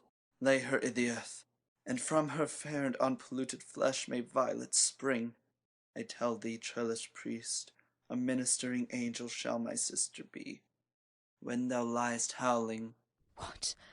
The fair Ophelia? Sweets to the sweet, farewell. Scattering flowers. I hoped thou shouldest have been my Hamlet's wife.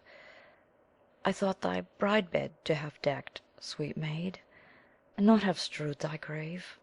O treble woe, fall 10 times treble on that cursed head, whose wicked deed thy most ingenious sense deprived thee of. Hold up the earth awhile, till I have caught her once more in mine arms. Leaps into the grave. Now pile your dust upon the quick and dead, till up this flat a mountain you have made, to o'ertop old Pelion or the skyish head of blue Olympus. What is he whose grief bears such an emphasis? Whose phrase of sorrow conjures the wandering stars and makes them stand like wonder-wounded hearers? This is I, Hamlet, the Dane. Leaps into the grave. The devil take thy soul! Grappling with him. Thou pray'st not well. I prithee take thy fingers from my throat. For though I am not splenitive and rash, yet have I something in me dangerous, which let thy wiseness fear. Hold off thy hand. Pluck them asunder. Hamlet, Hamlet! Gentlemen!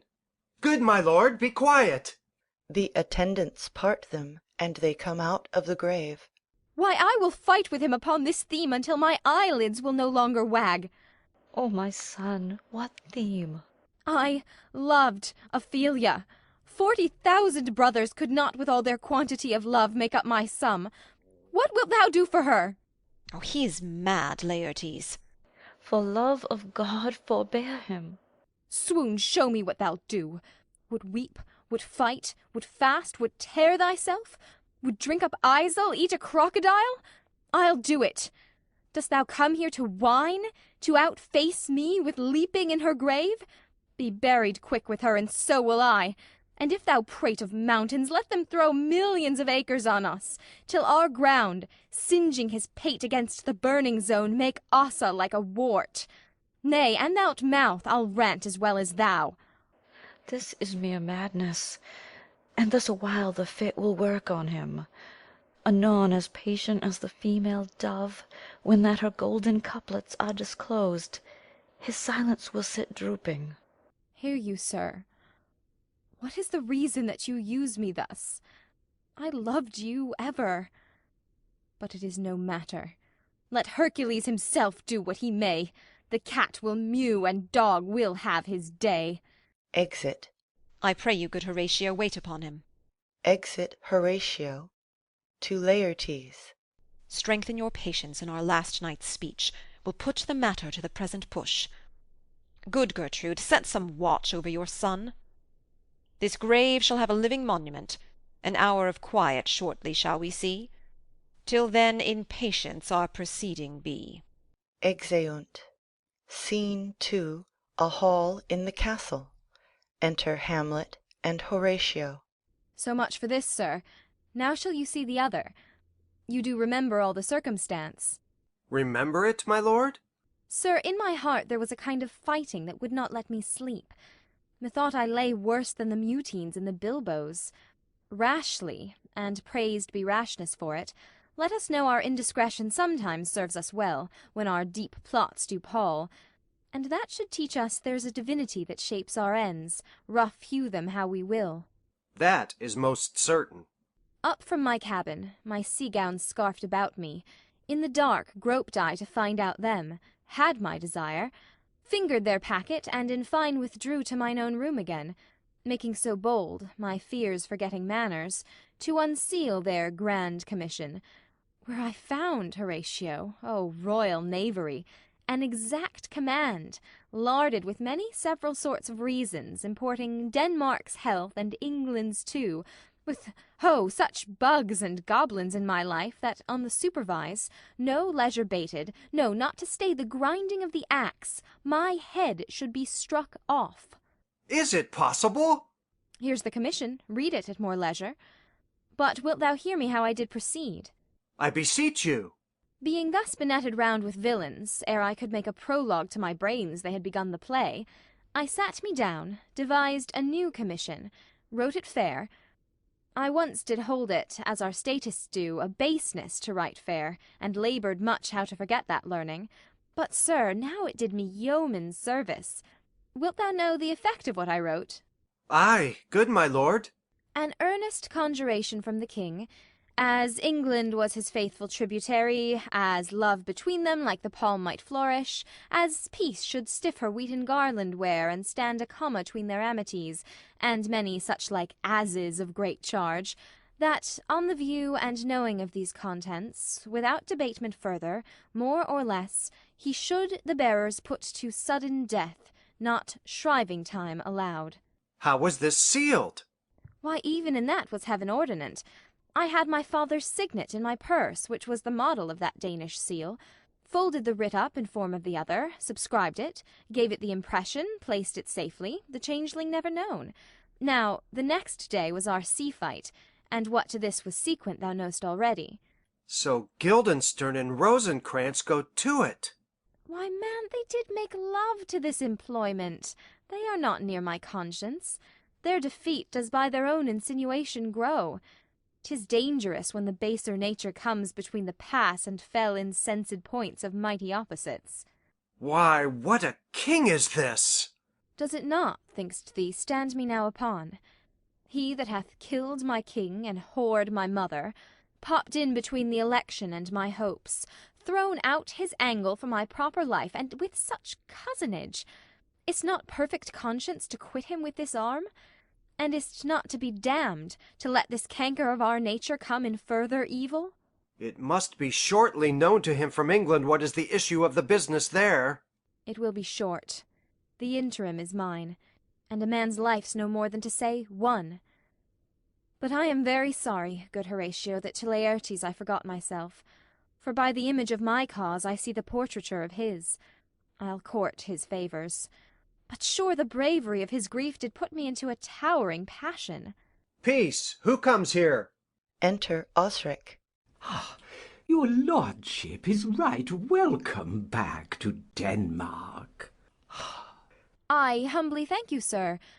Dost know this waterfly? No, my good lord. Thy state is the more gracious, for 'tis a vice to know him. He hath much land and fertile. Let a beast be lord of beasts, and his crib shall stand at the king's mess. 'Tis a chuff. but, as I say, spacious in the possession of dirt. Sweet lord, if your lordship were at leisure, I should impart a thing to you from his majesty. I will receive it, sir, with all diligence of spirit.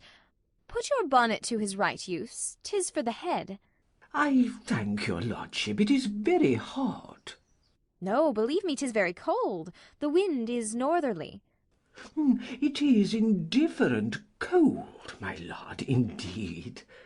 But yet methinks it is very sultry and hot for my complexion. Exceedingly, my lord. It is very sultry, as 'twere. I cannot tell how. But, my lord, his majesty bade me signify to you that he has laid a great wager on your head. Sir, this is the matter. I beseech you, remember. Hamlet moves him to put on his hat. Nay, good my lord, for mine ease, in good faith. Sir, here is newly come to court Laertes. Believe me, an absolute gentleman, full of most excellent differences, of very soft society and great showing. Indeed, to speak feelingly of him, he is the card or calendar of gentry. For you shall find in him the continent of what part a gentleman would see. Sir, his definement suffers no perdition in you, though I know to divide him inventorially would dizzy the arithmetic of memory, and yet but yaw neither in respect of his quick sale.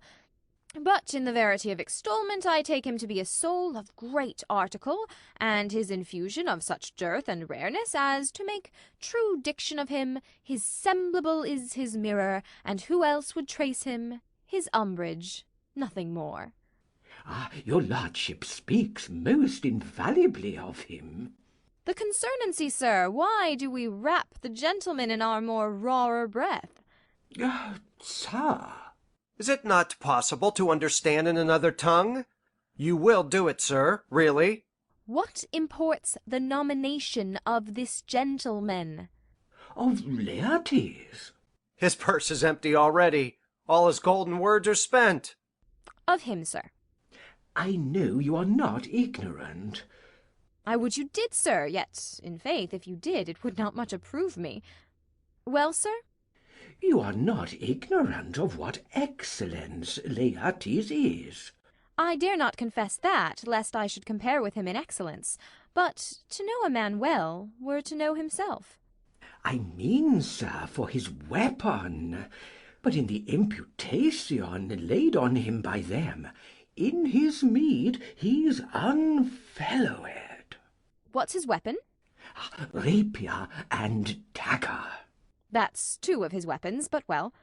The king, sir, hath wagered with him 6 Barbary horses, against the which he has imponed, as I take it, 6 French rapiers and poniards, with their assigns, as girdle, hangers, and so.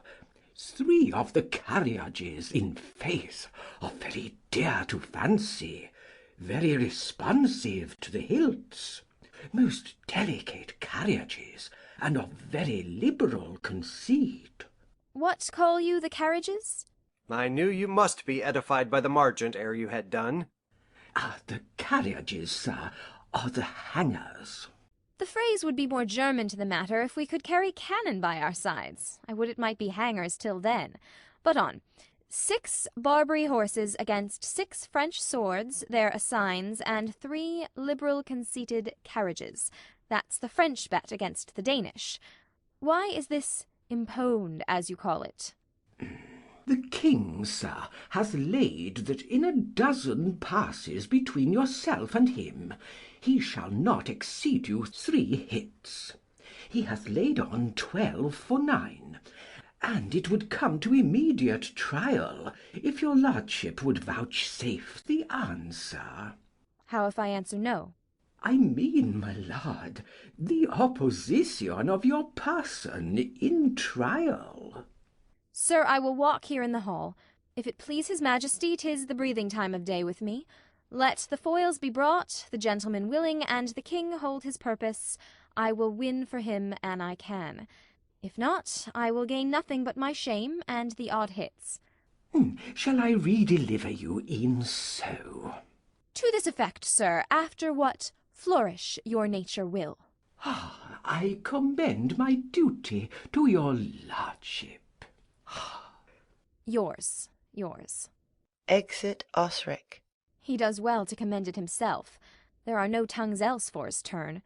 This lapwing runs away with the shell on his head. He did comply with his dug before he sucked it. Thus has he, and many more of the same bevy that I know the dressy age dotes on, only got the tune of the time and outward habit of encounter, a kind of yesty collection which carries them through and through the most fond and winnowed opinions, and do but blow them to their trial, the bubbles are out. Enter a lord. My lord, his majesty commended him to you by young Osric, who brings back to him that you attend him in the hall. He sends to know if your pleasure hold to play with Laertes, or that you will take longer time. I am constant to my purpose. They follow the king's pleasure. If his fitness speaks, mine is ready, now or whensoever, provided I be so able as now. The king and queen and all are coming down. In happy time. The queen desires you to use some gentle entertainment to Laertes before you fall to play. She well instructs me. Exit Lord. You will lose this wager, my lord. I do not think so. Since he went into France, I have been in continual practice. I shall win at the odds. But thou wouldst not think how ill all's here about my heart. But it is no matter. Nay, good my lord. It is but foolery. But it is such a kind of gain-giving as would perhaps trouble a woman. If your mind dislike anything, obey it. I will forestall their repair hither, and say you are not fit. Not a whit. We defy augury. There's a special providence in the fall of a sparrow. If it be now, 'tis not to come.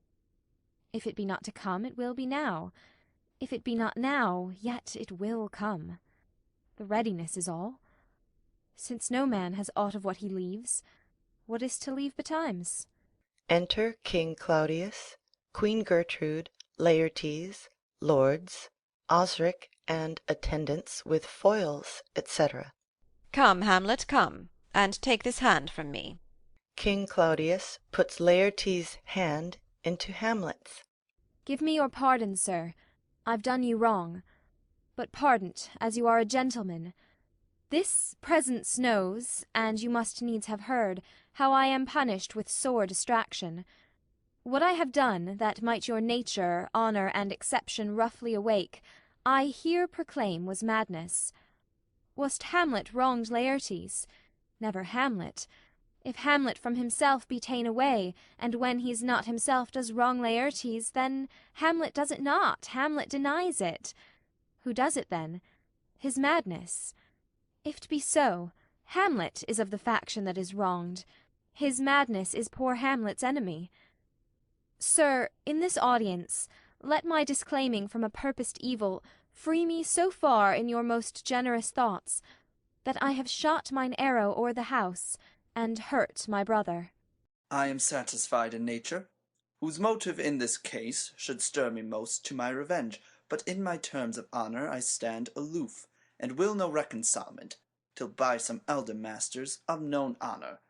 I have a voice and precedent of peace to keep my name ungored, but till that time I do receive your offered love like love, and will not wrong it.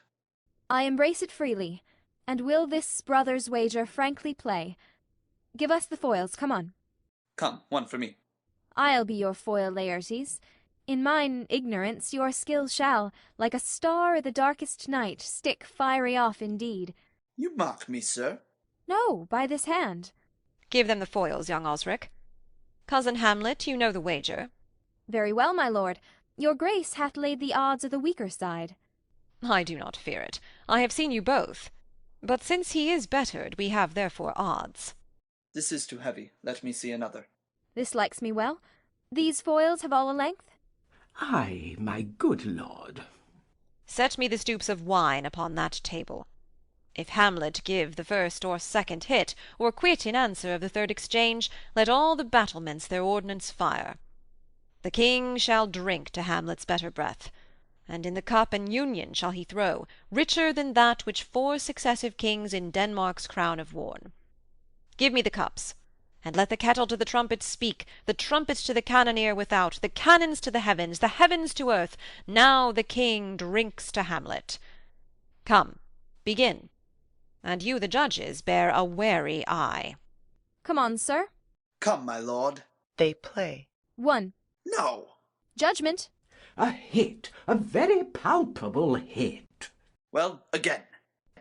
Stay. Give me drink. Hamlet, this pearl is thine. Here's to thy health. Trumpets sound, and cannon shot off within. Give him the cup. I'll play this bout first. Set it by a while. Come. They play. Another hit, what say you? A touch, I do confess. Our son shall win. He's fat and scant of breath. Here, Hamlet, take my napkin, rub thy brows. The queen carouses to thy fortune, Hamlet. Good madam.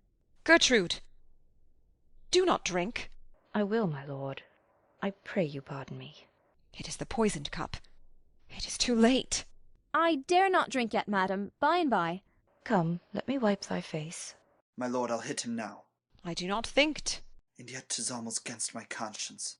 Come, for the third Laertes, you but dally. I pray you, pass with your best violence. I am afeard you make a wanton of me. Say you so? Come on. They play. Nothing neither way. Have at you now. Laertes wounds Hamlet, then in scuffling they change rapiers, and Hamlet wounds Laertes. Part them, they are incensed. Nay, come again. Queen Gertrude falls. Oh, look to the queen there, ho! They bleed on both sides. How is it, my lord? How is't, Laertes? Why, as a woodcock to mine own springe, Osric, I am justly killed with mine own treachery. How does the queen? She swoons to see them bleed. No, the drink. Oh, my dear Hamlet, the drink. I am poisoned. Dies. Oh, villainy! Ho, let the door be locked. Treachery! Seek it out. It is here, Hamlet. Hamlet, thou art slain. No medicine in the world can do thee good. In thee there is not half an hour of life. The treacherous instrument is in thy hand, unbaited and envenomed. The foul practice hath turned itself on me. Lo, here I lie, never to rise again. Thy mother's poisoned. I can no more. The king's to blame. The point, envenomed too. Then venom to thy work. Stabs King Claudius. Treason! Oh, yet defend me, friends. I am but hurt. Here, thou incestuous, murderous, damned Dane, drink off this potion. Is thy union here? Follow my mother. King Claudius dies. He is justly served. It is a poison tempered by himself. Exchange forgiveness with me, noble Hamlet.